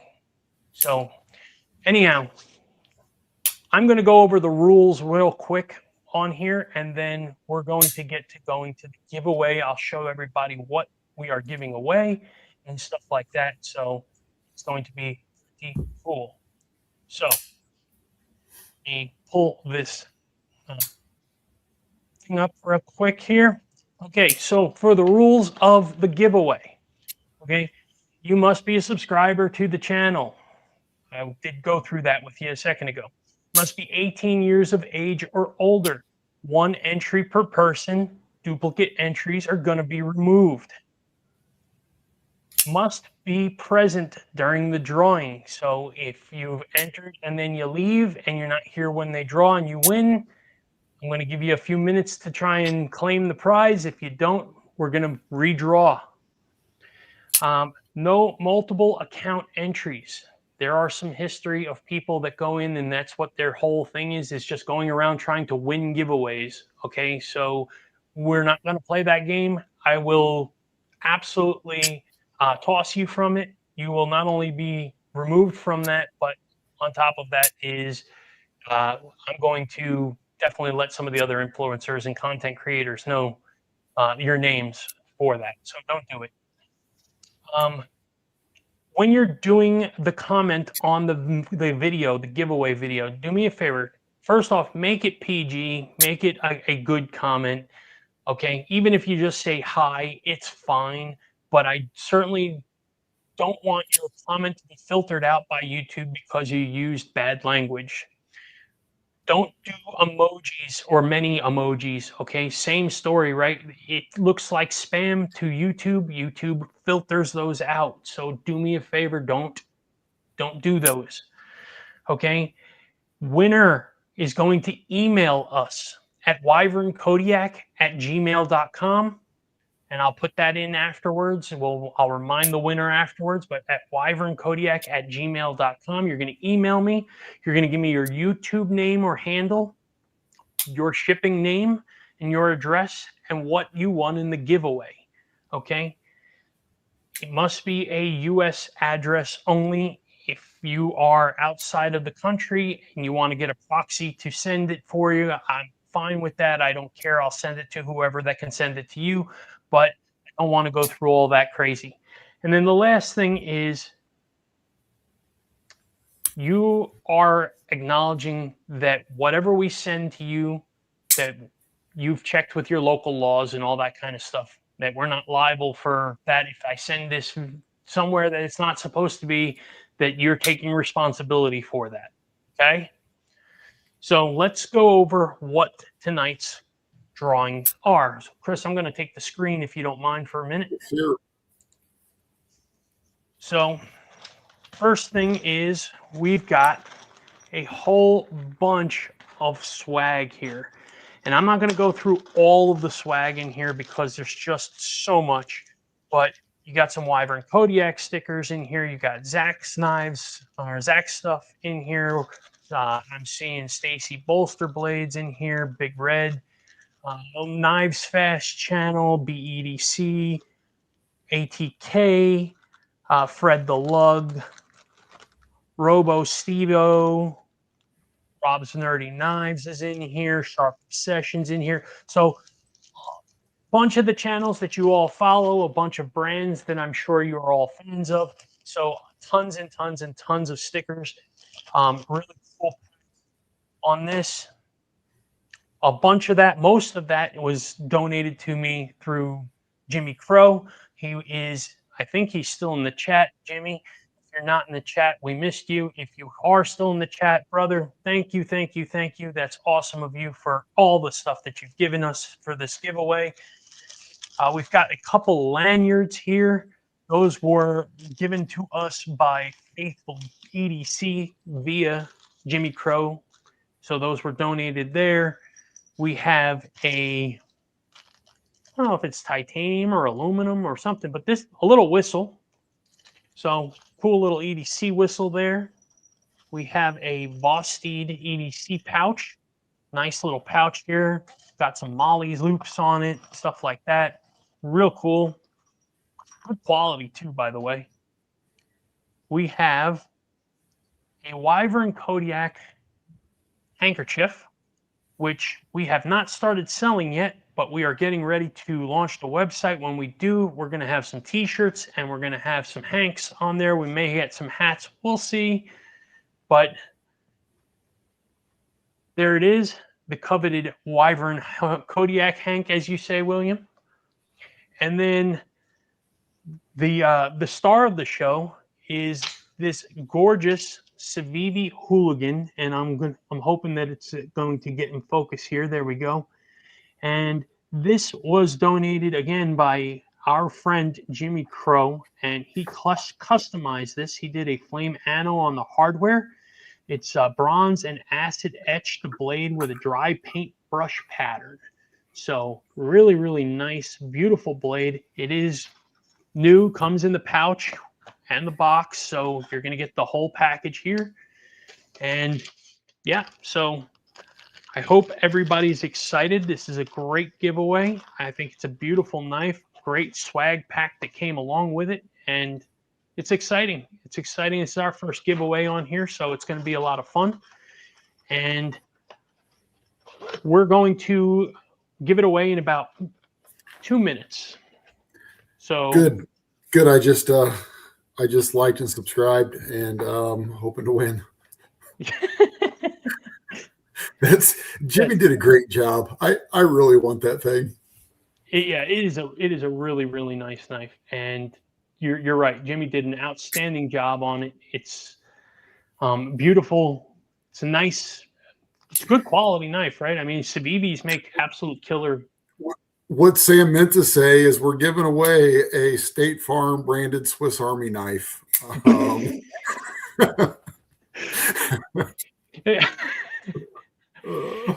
State Farm branded Swiss Army knife. That's outstanding, brother. That is absolutely hysterical. So I am pulling up a comment picker now for us. I'm going to get everything situated here to pull all that stuff up. Let's take a look here. We're at 518 subscribers. I'm seeing a bunch more comments, but a lot of these are familiar names. So if you have not subscribed to the channel, I'm giving you 2 minutes to get in there, subscribe to the Wyvern Kodiak YouTube channel, drop a comment in that video, because I'm going to draw it in a couple minutes. And if you're not part of that, you won't be eligible for the giveaway. I'd love to make sure that everybody has a reasonable chance to win this. And it could possibly have been carried by Jake at State Farm. So you really want to get in on it. Oh my gosh. Folks, it's not easy. We're dealing with a gigantic man-child all the time. You know that? Oh my gosh, that is hysterical, man. So anyhow, yeah, Eddie's got a lot going on, man, right? So he said he has 5 in the pipeline going right now, which is, I mean, you know, I was talking to my dad the other day, and he was kind of telling me, like, you got to slow down a little bit. And I said, I got to have more than one thing in the pipeline, right? You can't just sit there. I mean, otherwise you put that knife out, you've got nothing to back that up behind it. You've got nothing streaming along. So just because you prototype doesn't mean that you move forward with anything immediately. I mean, those, heck, we've talked to Lefty before, right? He sits on those prototypes for months. He has a Yeah. couple prototypes that he sat on for over a year before he's actually turned them into a production knife. So you got to do it. You got to keep moving forward on it, making sure that you have other stuff in the pipeline ready to roll as things flush through the system, if you will. So, yeah, and Mick, you're right. Eddie is a good dude. I really, really enjoy him. I like talking to him a lot, and he's always a lot of fun. Smart guy, super, super smart guy. So, And behind the scenes, how incredibly helpful. oh yeah. So funny quick story. You make a really good point, right? So a couple weeks ago, I reached out to Eddie and told him, hey, I'm going to start my website up here, but I'm really not quite sure how to do certain things on this. And he said, no problem, man. Let's get on like a WebEx call or something like that. I'll walk you through how to do it. So Chris and I got on a call with him one night last week, and he literally walked us through how to build the website, how to do certain things, where to pull reporting from, all that kind of stuff. So, I mean, heck, he didn't have to. He could have been like, oh, good luck. But he was just super, super helpful. Just great guy. So, again, friend of the channel. So, absolutely love Eddie, and I hope he had fun tonight and hanging out with us, because I'd love to have him back on the channel again. Our 2 minutes are up. People about all right, 2 minutes are up. Yeah. All right, 2 minutes are up. Got it. Okay, so let me do this. Share screen. And Kathleen, we feel bad about the stuff going on with Lefty right now, but he's getting close to having it all restored, it looks like. Yep, he is getting much closer, and hopefully. and Kelly, I need to reel him in. You're right. It'd be 1 a.m. and Sam will still be talking about, all the cool stuff that Jimmy did for us. You're not very nice. Well, I'm a man-child, so. You are. Well, at least you know it. That's the important thing, is that you know it. So, all right. And comfortable with it. All right. So here is the comment picker here. Okay. We are going to pick the random comment now, and whoever grabs this will be the winner for tonight. Good luck to everybody. Thank you all for the support and the continued friendship that you have given us. It means the world, and we're excited to do this giveaway. So here we go. Ready?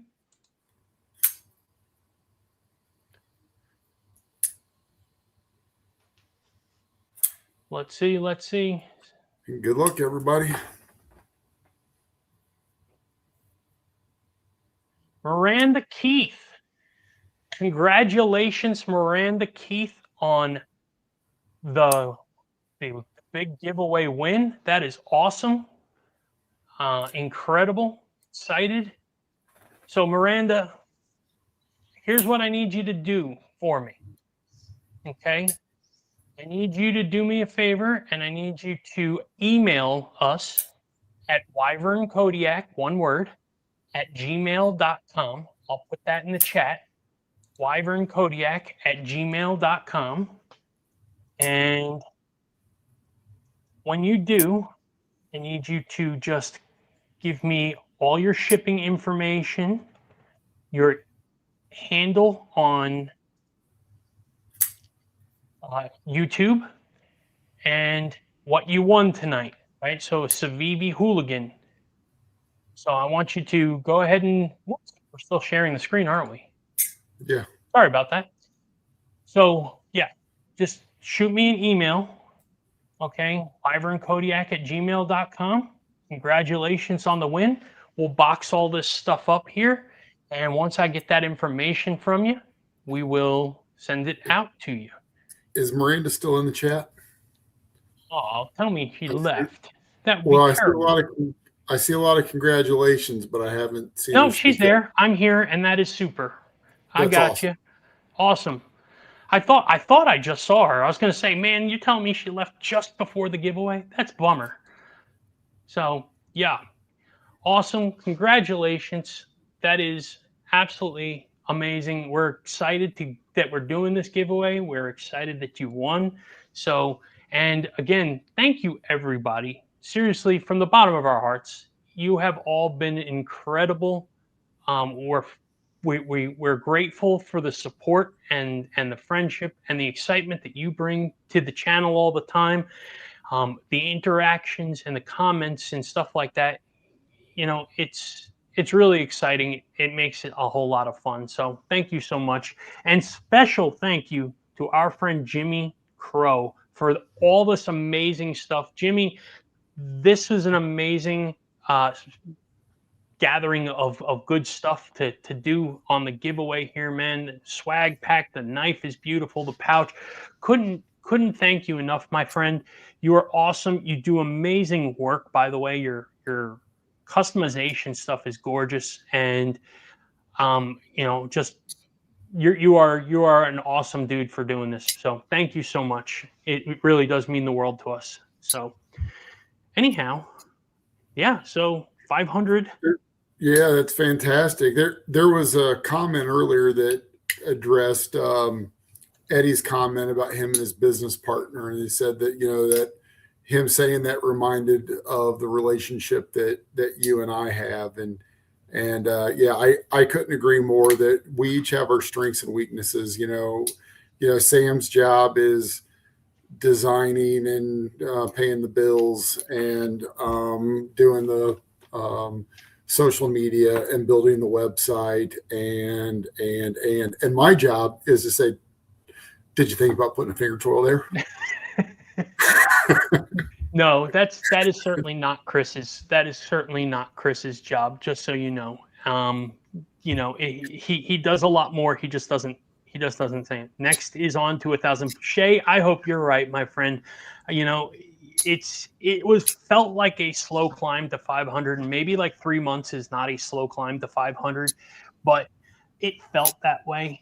And they tell me that after you hit 500 that you go faster. So I'm really hoping that that is the case, because if that's the case, then I think we'll get this a lot quicker. But at the same time, I think I've figured out a little bit more about being more active on here. Us doing these lives and doing interaction with you, I think, has helped a lot in regards to having the community get to know us a little bit better and our personalities.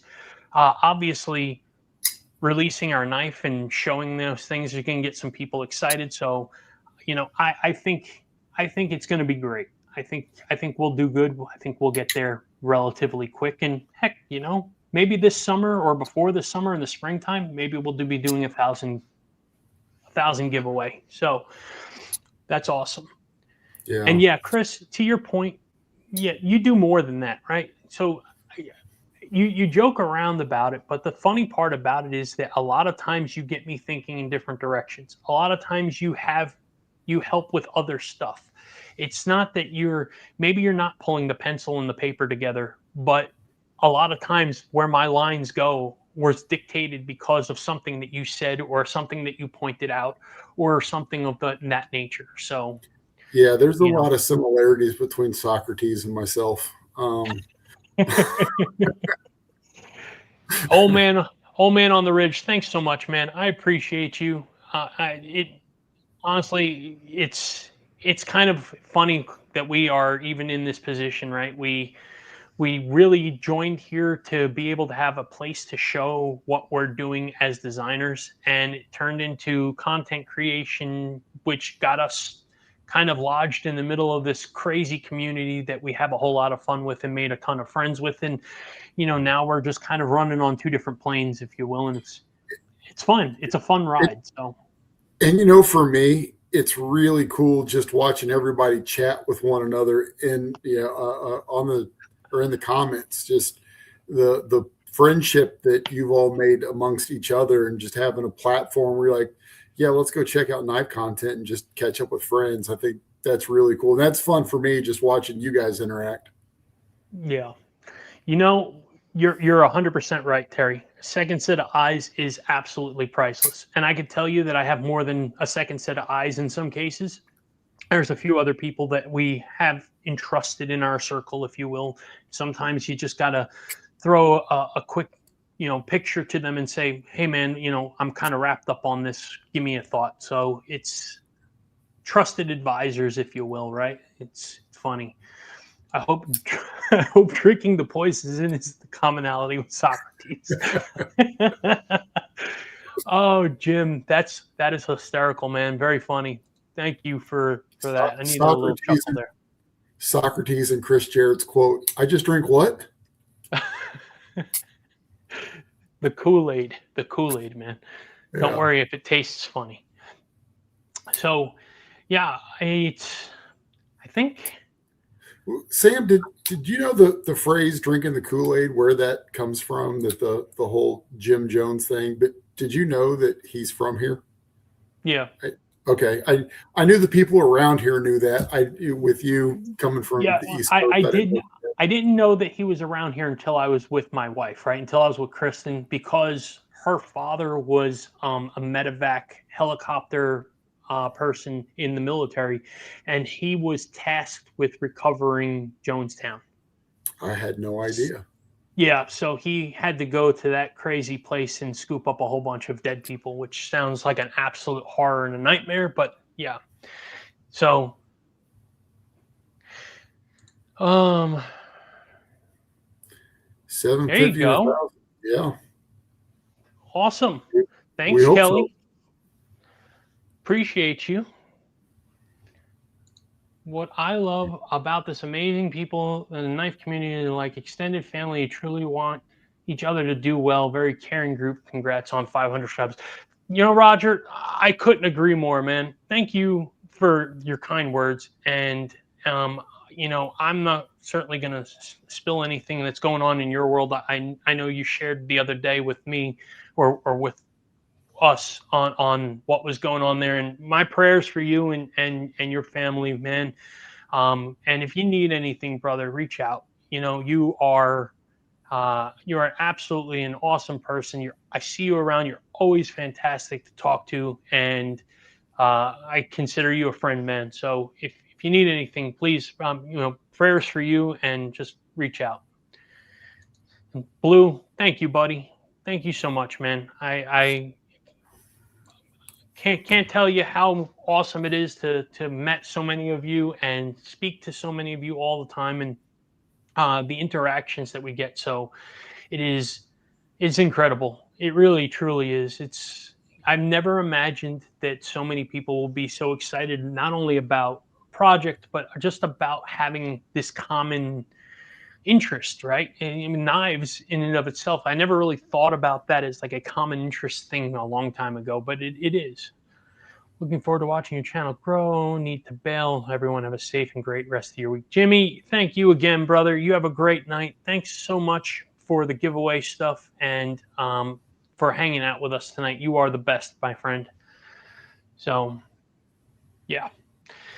So anyway, yeah, it's been a lot of fun doing this ride up to 500, though, Chris. The amount of people that we've met, the amount of interactions that we've had, and it all started with this goofy, wandering around Blade Show and being told you have to have social media. Yeah. Real quick, Dragoon, post your page so people can go in and subscribe. And yeah, and that is amazing, because neither one of us, Sam and I, neither one have the personality where we want to get on and do this. And so this isn't something that we wanted to do. It was something that we were told we needed to do. And then it turned into something that we enjoy doing. And so, again, it's amazing how twists and turns in life lead you in different places. Yeah, this is definitely outside of our comfort zone, and we threw caution to the wind and went for it, so it was pretty cool. Yeah, man, sorry, you missed it by not even 10 minutes, 5 minutes or so, man, but appreciate you coming in and hanging out, brother. And for those of you that don't know, Burning Stables Forge, if you have not seen his channel, check out his channel and check out his knives. But this guy is an artisan. I mean, he he does gorgeous, gorgeous work, and I can't wait to get my hands on one of those things to check it out. But he is absolutely an artisan, and I enjoy watching his videos. He's got really cool stuff going on. So if you're not familiar with him, go check out his channel. Really, really cool stuff that's going on there.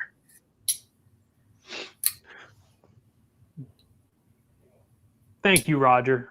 Appreciate that, man. Thank you so much. And we love being a part of the community as well. Right? It truly has been an absolute blessing, and I've gained a ton of friendships and learned so much from so many people in here. I couldn't even name everybody that I've learned something from, because I think every person here in some way, shape, or form has contributed in some way to knowledge as I've learned how to navigate my way through some of this stuff. So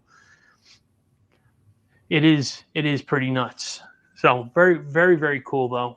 And thank you. So evening Clay.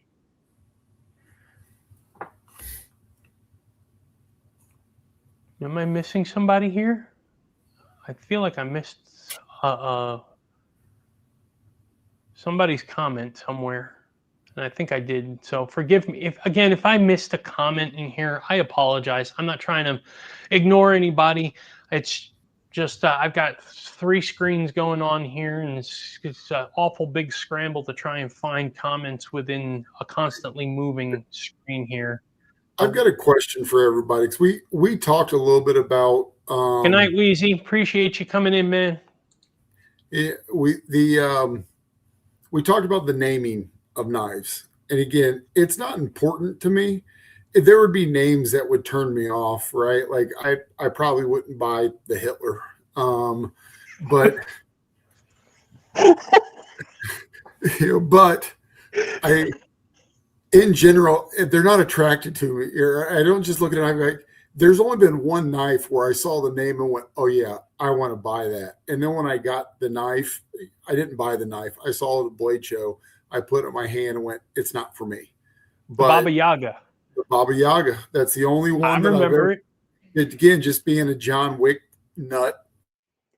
I was like, yeah, that's the one I want to get. And it wasn't for me. But that's the only knife. So is anybody out there ever bought a knife because of the name, or have you been turned off by a knife because of the name?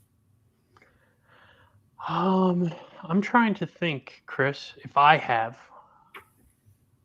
I could tell you this much. I think a name is kind of like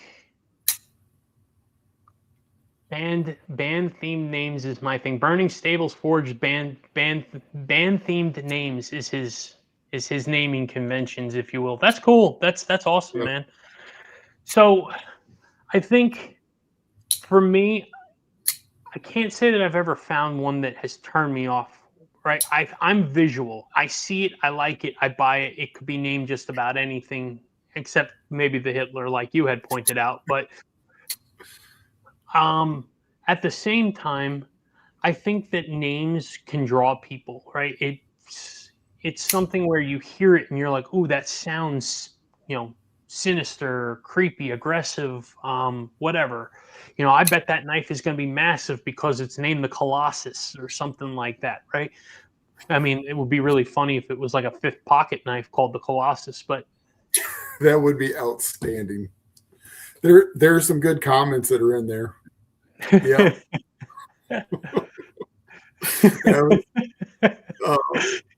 Yeah, I thought the exact same thing. Yeah, that is true. That is true. Robin right above it had something good too. Yeah, I skipped Terry. I wanted to grab him first, but I did see Robin's. I'll get to him next, right? So yeah. Terry's got and that fits, right? I mean, look at his logo, but he showed me one of his designs recently. He had sent me a picture of a sketch that he's got going on over there, and let me tell you, I mean, first off, Terry, you draw really, really good. Yeah, man, it's cool. You should do that knife. We went through it this past weekend. Yeah. Yeah, it is. 2026, I think, is going to be a year of the bigger knife. Okay, you can see the trends working that way, and I feel like what you showed me would fit right into that realm.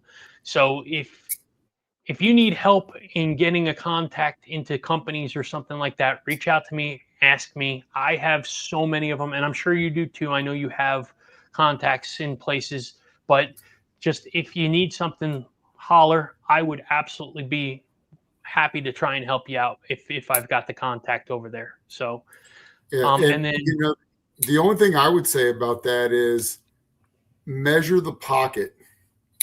Looking at the size of the handle, measure a pocket and see does I'd it buy that fit knife anyway because I wouldn't put it in my pocket. Yeah, it's amazing, but I'd go chop a don't birch bother tree down.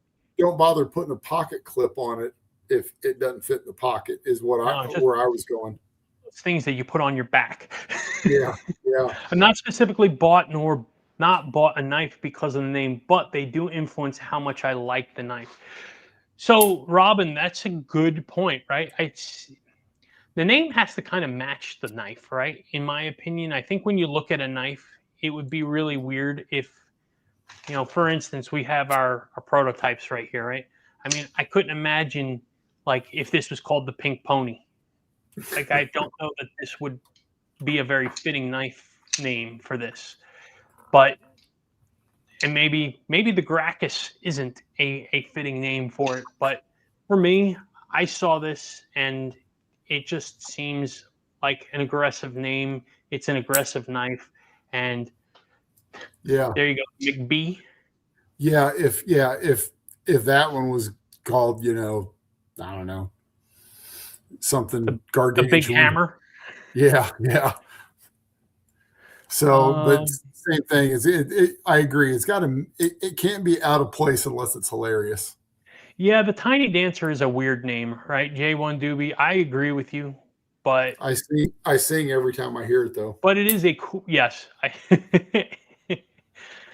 But I will say you're right. It is a really cool fixed knife. I actually like it a lot. Do you have the tenable version or do you have the concept version? Because I know they have both, right? So the concept version is the one with the micro milling on the blade, which looks great, but looks like it's a royal pain in the ass to clean. So, I don't know if I could actually consider wanting to use that knife because I just don't want to clean it afterwards. The Lemmy, the Raptor. James Hoyt, thanks for hanging out tonight, brother. Appreciate you.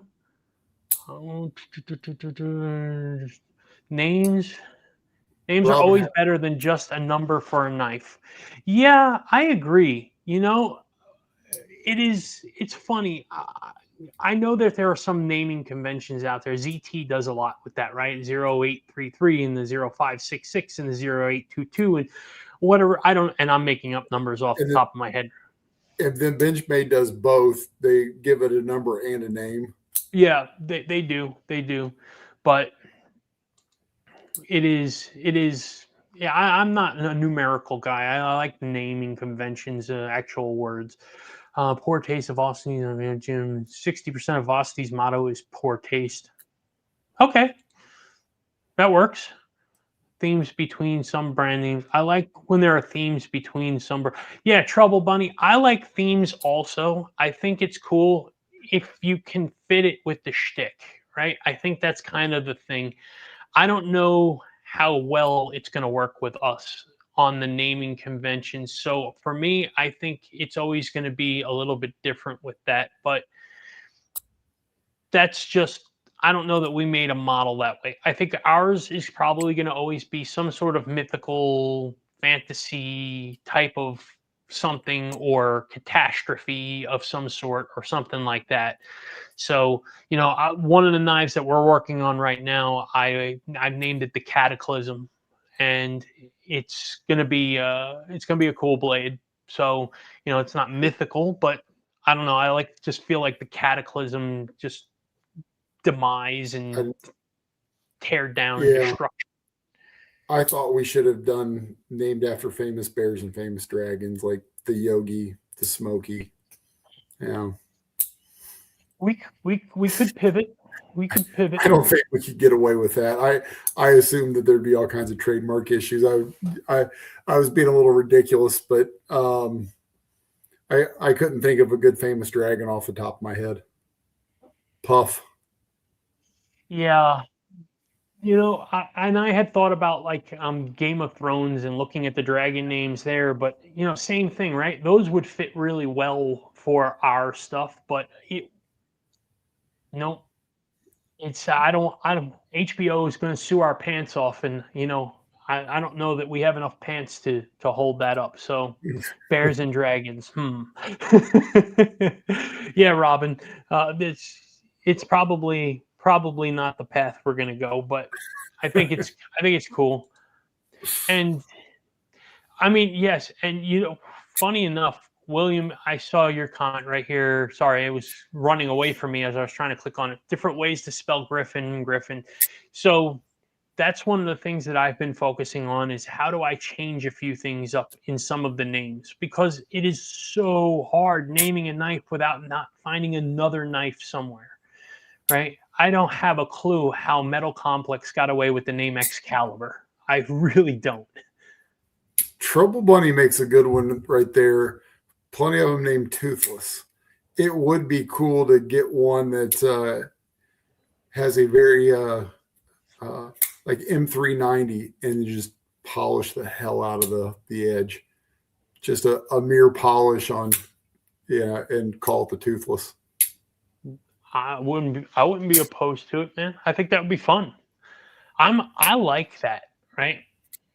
Because Excalibur's in the public domain. Yeah, I guess that's true, but I think the reason why I'm asking that, Robin, is because I've seen no less than 10 knives with the name Excalibur on it, right? So I'm just surprised that one of the other knife manufacturers didn't turn around and say, we already have a knife named that, and you can't name yours that, right? Because that's the same thing with this knife. Originally was supposed to be called the Provoke, okay? But CKRT named one of their knives the Provoke. So I was told that they are... Yeah. They're a little bit crazy with their naming stuff. I don't want to fight them legally, especially not on my first knife, right? Like Chris and I need to get our feet underneath us. So the last thing we needed was legal issues on stupid names on a first knife. So it's like, walk away. What other animal can go with a dragon and a bear? You know, like a wolf. I think we need to be the dragon, bear, and wolf, and the wolf needs to be an attorney by trade. So that or a snake. Yeah, the snake. Yeah, serpent, like a basilisk. Boom. There you go. So if you're an attorney and you like knives and you want to be our partner, and forever be known as the snake. Hit us up. Robert Jones is the man bear pig.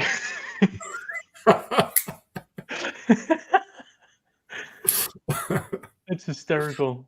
Oh, fantastic. You need a fire breathing bear with wings. What the hell would we even call that? That's weird. That's think funny. Man bear pig. Man bear pig. There you go. When pigs fly. That's hysterical.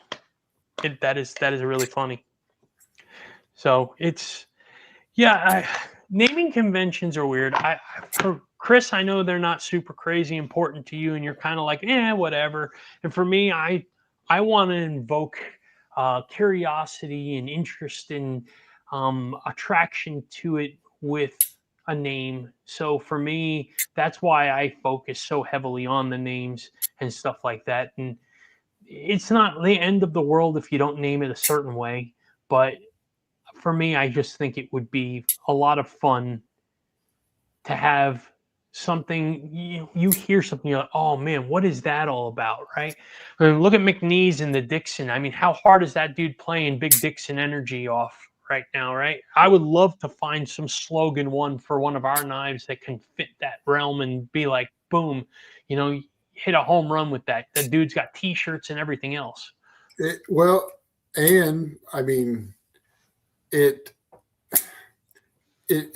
brilliant. It's just flat out brilliant. But the knife lives up to the name. Yeah, it's an amazing knife. Sure. Oh, don't disagree with you in the slightest. So, Robin, I'm not necessarily against that. I have to look into a little bit. I have seen knives with the words Wyvern and the words Kodiak in it. So I don't know specifically. Oh, unfortunately, PMP did a Kodiak. So Kelly's on top of it. See? Come on, Robin, get with the program, dude. No, I'm kidding. We don't know. The PMP could be like everybody else and not. Yeah, CRKT or whatever their names are. Yeah, it is a hard thing to name a knife and not Kodiak. Somebody's gonna think we're uneducated idiots, Robin. Don't make me spell Kodiak that way. Wait, Big Brown Bear's not taken in the knife industry, is it? We could use that. Possibly. No, I don't know. Sean, the Big Brown Bear is Wyvern 073. So I think Robin's is interviewing for our marketing rep. So there you go. Good stuff. Nice. It doesn't pay much, but you get a knife out of the deal. But it is hard to name a knife, right? And I think that's the thing that people forget is, you think it's easy until you start to do the research on it and you're like, oh, it's taken. Oh, if that's trademarked. Oh, that's copyrighted. Oh, that's here, there, the other thing. And so it gets challenging.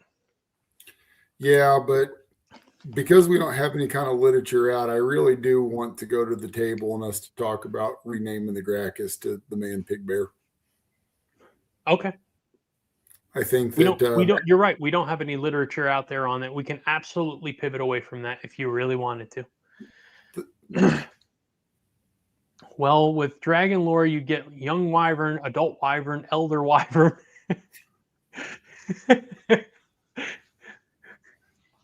Yes, that works.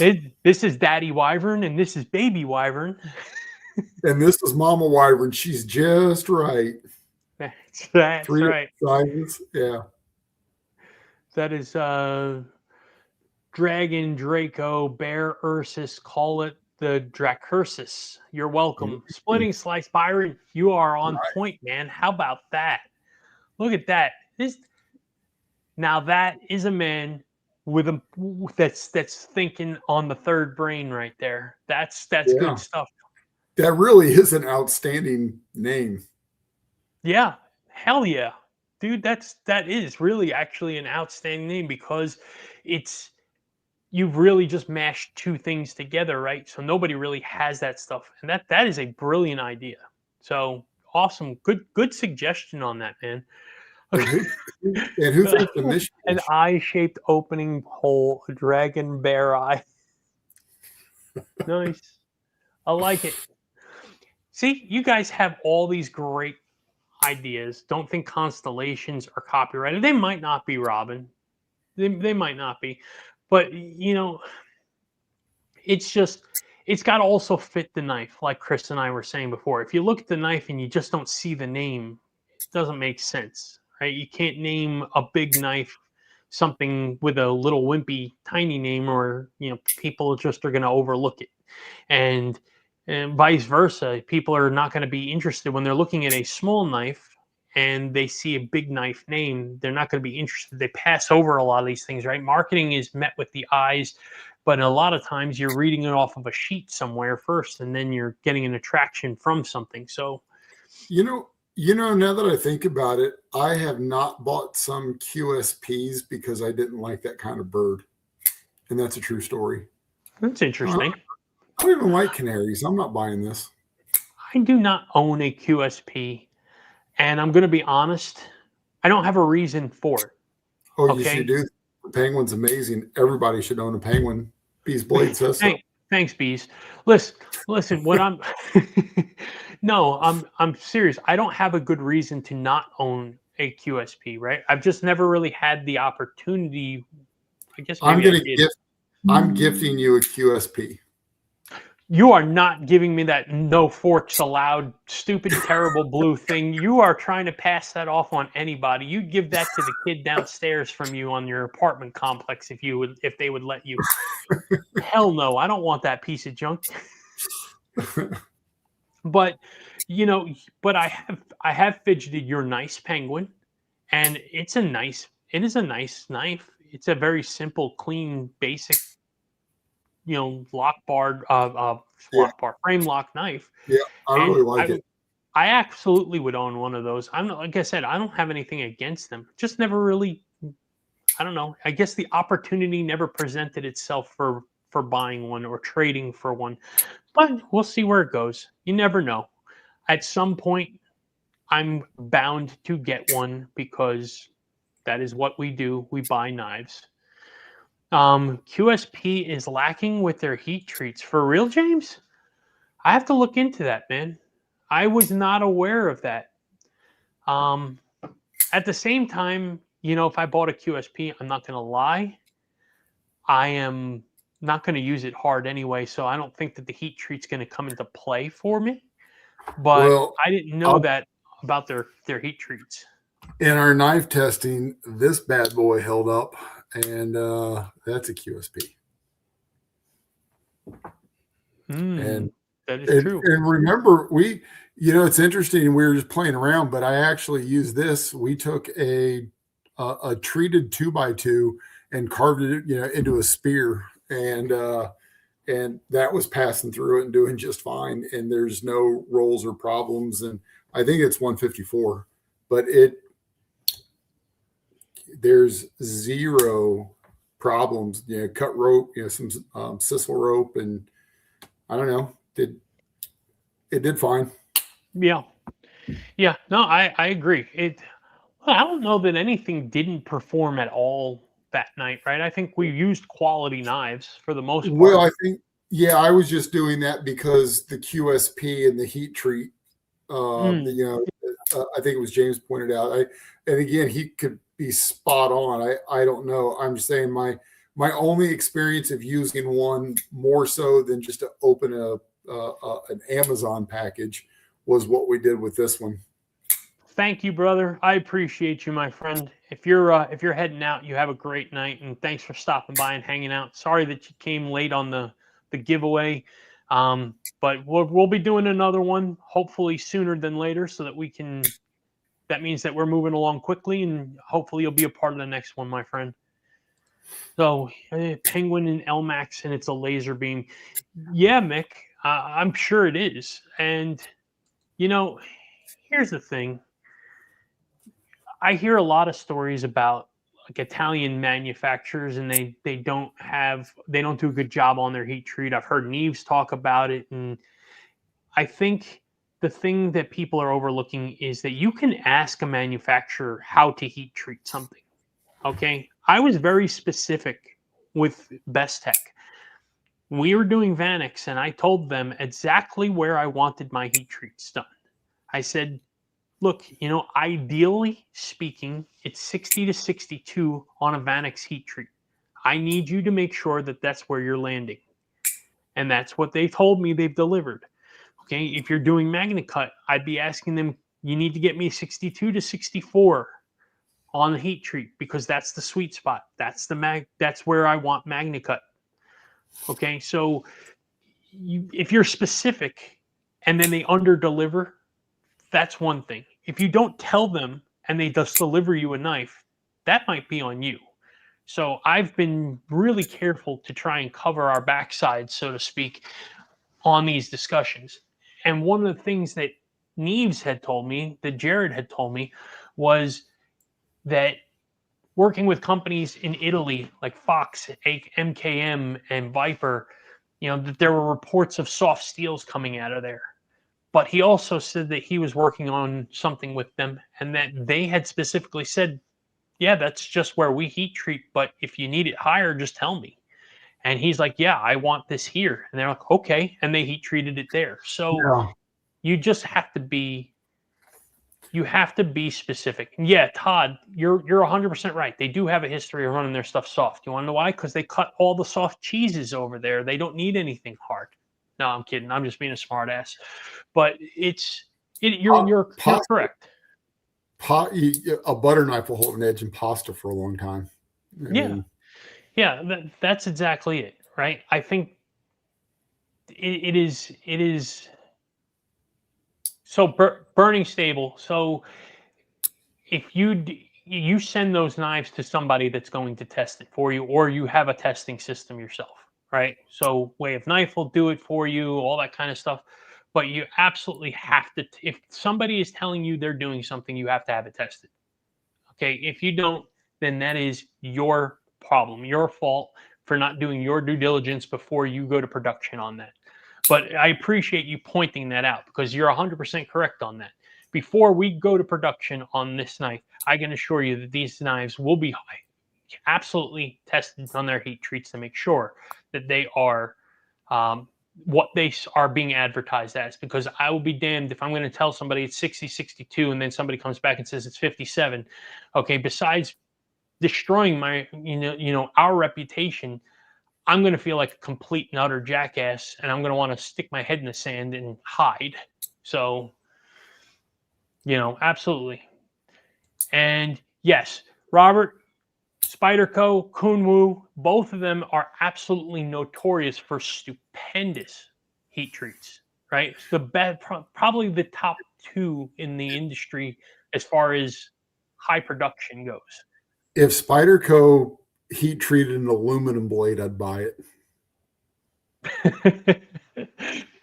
Yeah, no, they really do an incredible job with their stuff. I would be curious if they're not under, advertising, right? If they say their blade 60, 62, I wonder if you don't get 63, 64 out of it in some cases, right?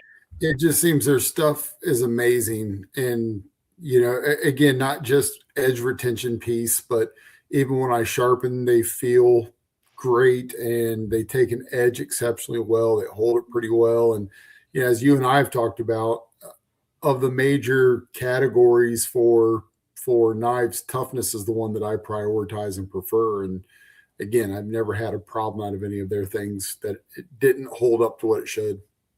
Yeah, it's true. Yeah, Montana Knives did get amazing heat treat set up. Their whole facility, their new facility is outstanding. It's absolutely stunning. But did you see the post today that they had that liquid nitrogen leak in their building? All their employees came this morning and there was a big freaking cloud of there was a literal cloud around the building. I didn't see that. Yeah, they had like a 600-gallon nitrogen tank leak. It just got installed. So, cleanup aisle them, and they're getting it all resolved and whatnot. But if you go to their Instagram, the pictures of it and everything, it sucks, dude. Now I got to go buy one of their fixed blades so that way I can do my part to help support them. There's a couple of them on Blade Binge right now that are really, really good deals, like really nice deals. I think they make some good looking stuff. There's I don't know if it's a Big Idea Design or Tactile term, but they have a pin that's an exclusive to Montana, and I love the look of it. Yeah, dude, it is massive. Could you imagine losing 600 gallons of liquid nitrogen? To be honest, I think I'm thankful that it just happened when nobody was there, right? Oh yeah. So I mean, that's nuts. So yeah, they are really cool. I'd love to get a Montana Knife Company knife. It's on the to-do list, but we talked about it, right? Like I have to.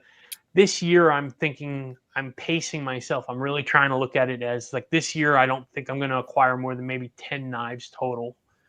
I don't get me wrong. Being in this pass around group has certainly helped. It is so much easier because it gives you your fix to try something new without having to buy it. So it certainly does help.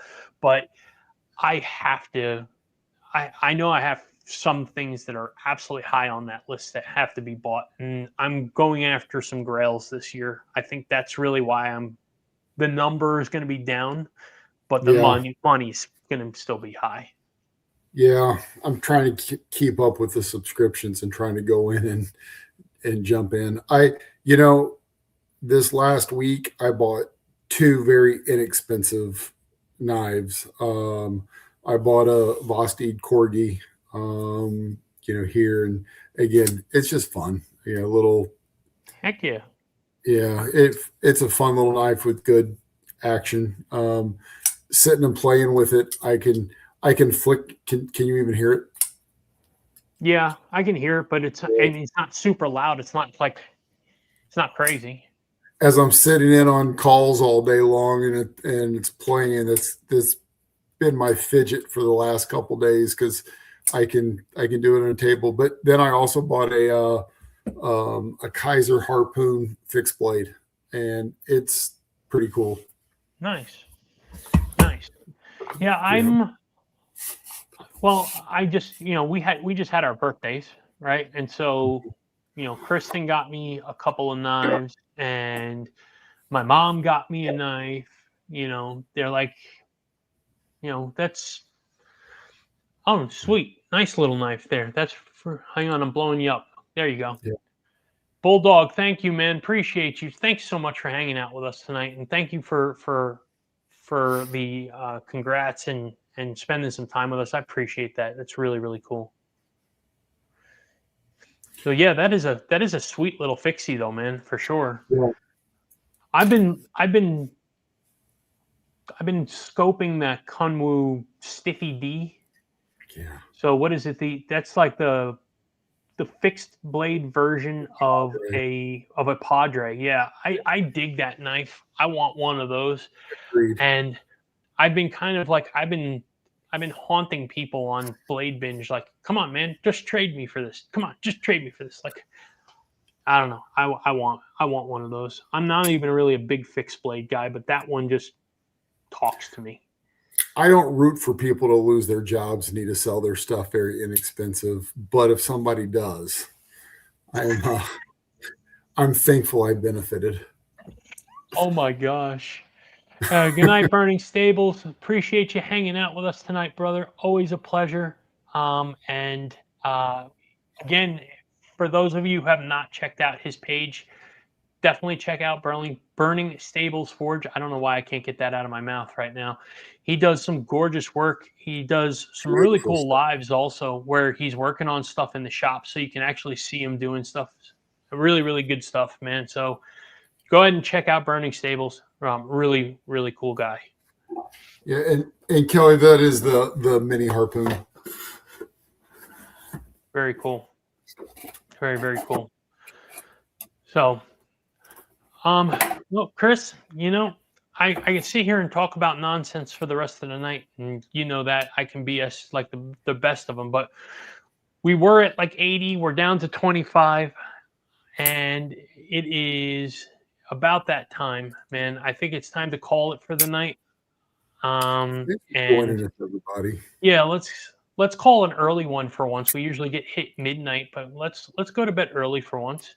And Sam, publicly, I just want to thank you for what a great job that you do with the social media and staying on top of that. I know you're balancing a family and a career, and you're finding time to review knives and put content out. So again, outstanding job, and thank you.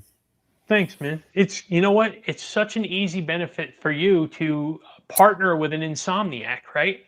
Because while you're sleeping, I'm up doing content because I don't sleep well. So it's funny. I'm honestly, I'm starting to really get more comfortable and enjoy it. I really have enjoyed making the friends that we have made here.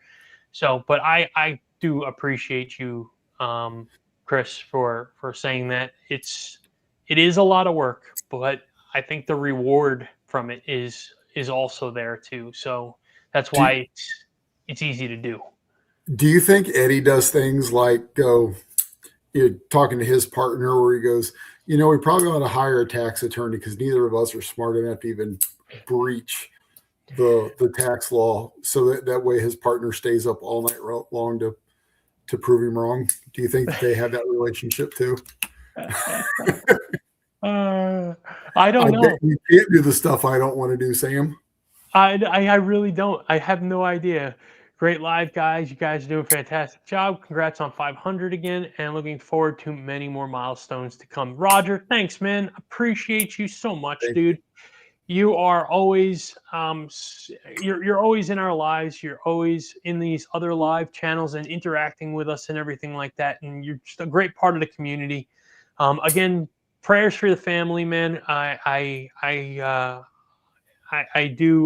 think about you on that one. So our thoughts and prayers are with you. And thank you so much for just being a friend of the channel and supporting us, man.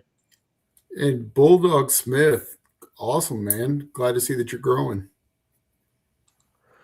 I would be willing to part with my Stiffy D. Dragoon, reach out to me on Instagram, man. I'm absolutely interested. And maybe we can come up with something to do for that trade, or if you just want to sell it, then I could probably take that off your hands. So I appreciate you, brother. Thank you. Dragoon uses his knives, though. I don't know if you want one of his. I don't know. We'll see. Well, we'll talk about it, right? We'll talk about it. Sam's like, use knives. Ooh. Who uses knives, man? I use knives. I use knives all the time. I just use only a handful of them. I know. I'm hard time. I use knives constantly, Chris. But like I said, I only narrow it to the small scope of knives that I use. The rest of them are toys. Yeah. All right. On that note, let's wrap it. Chris, congratulations on 500. We've got big steps ahead of us, brother. I love you. It's a pleasure being in business with you. It's a pleasure doing this, and I wouldn't want to do it with anybody else, man. I love you too. Appreciate it. Thanks, everybody. Have a wonderful night, and we'll see you next week. Yep. Thanks, everyone. Take care. Be good. We'll catch you on the next one.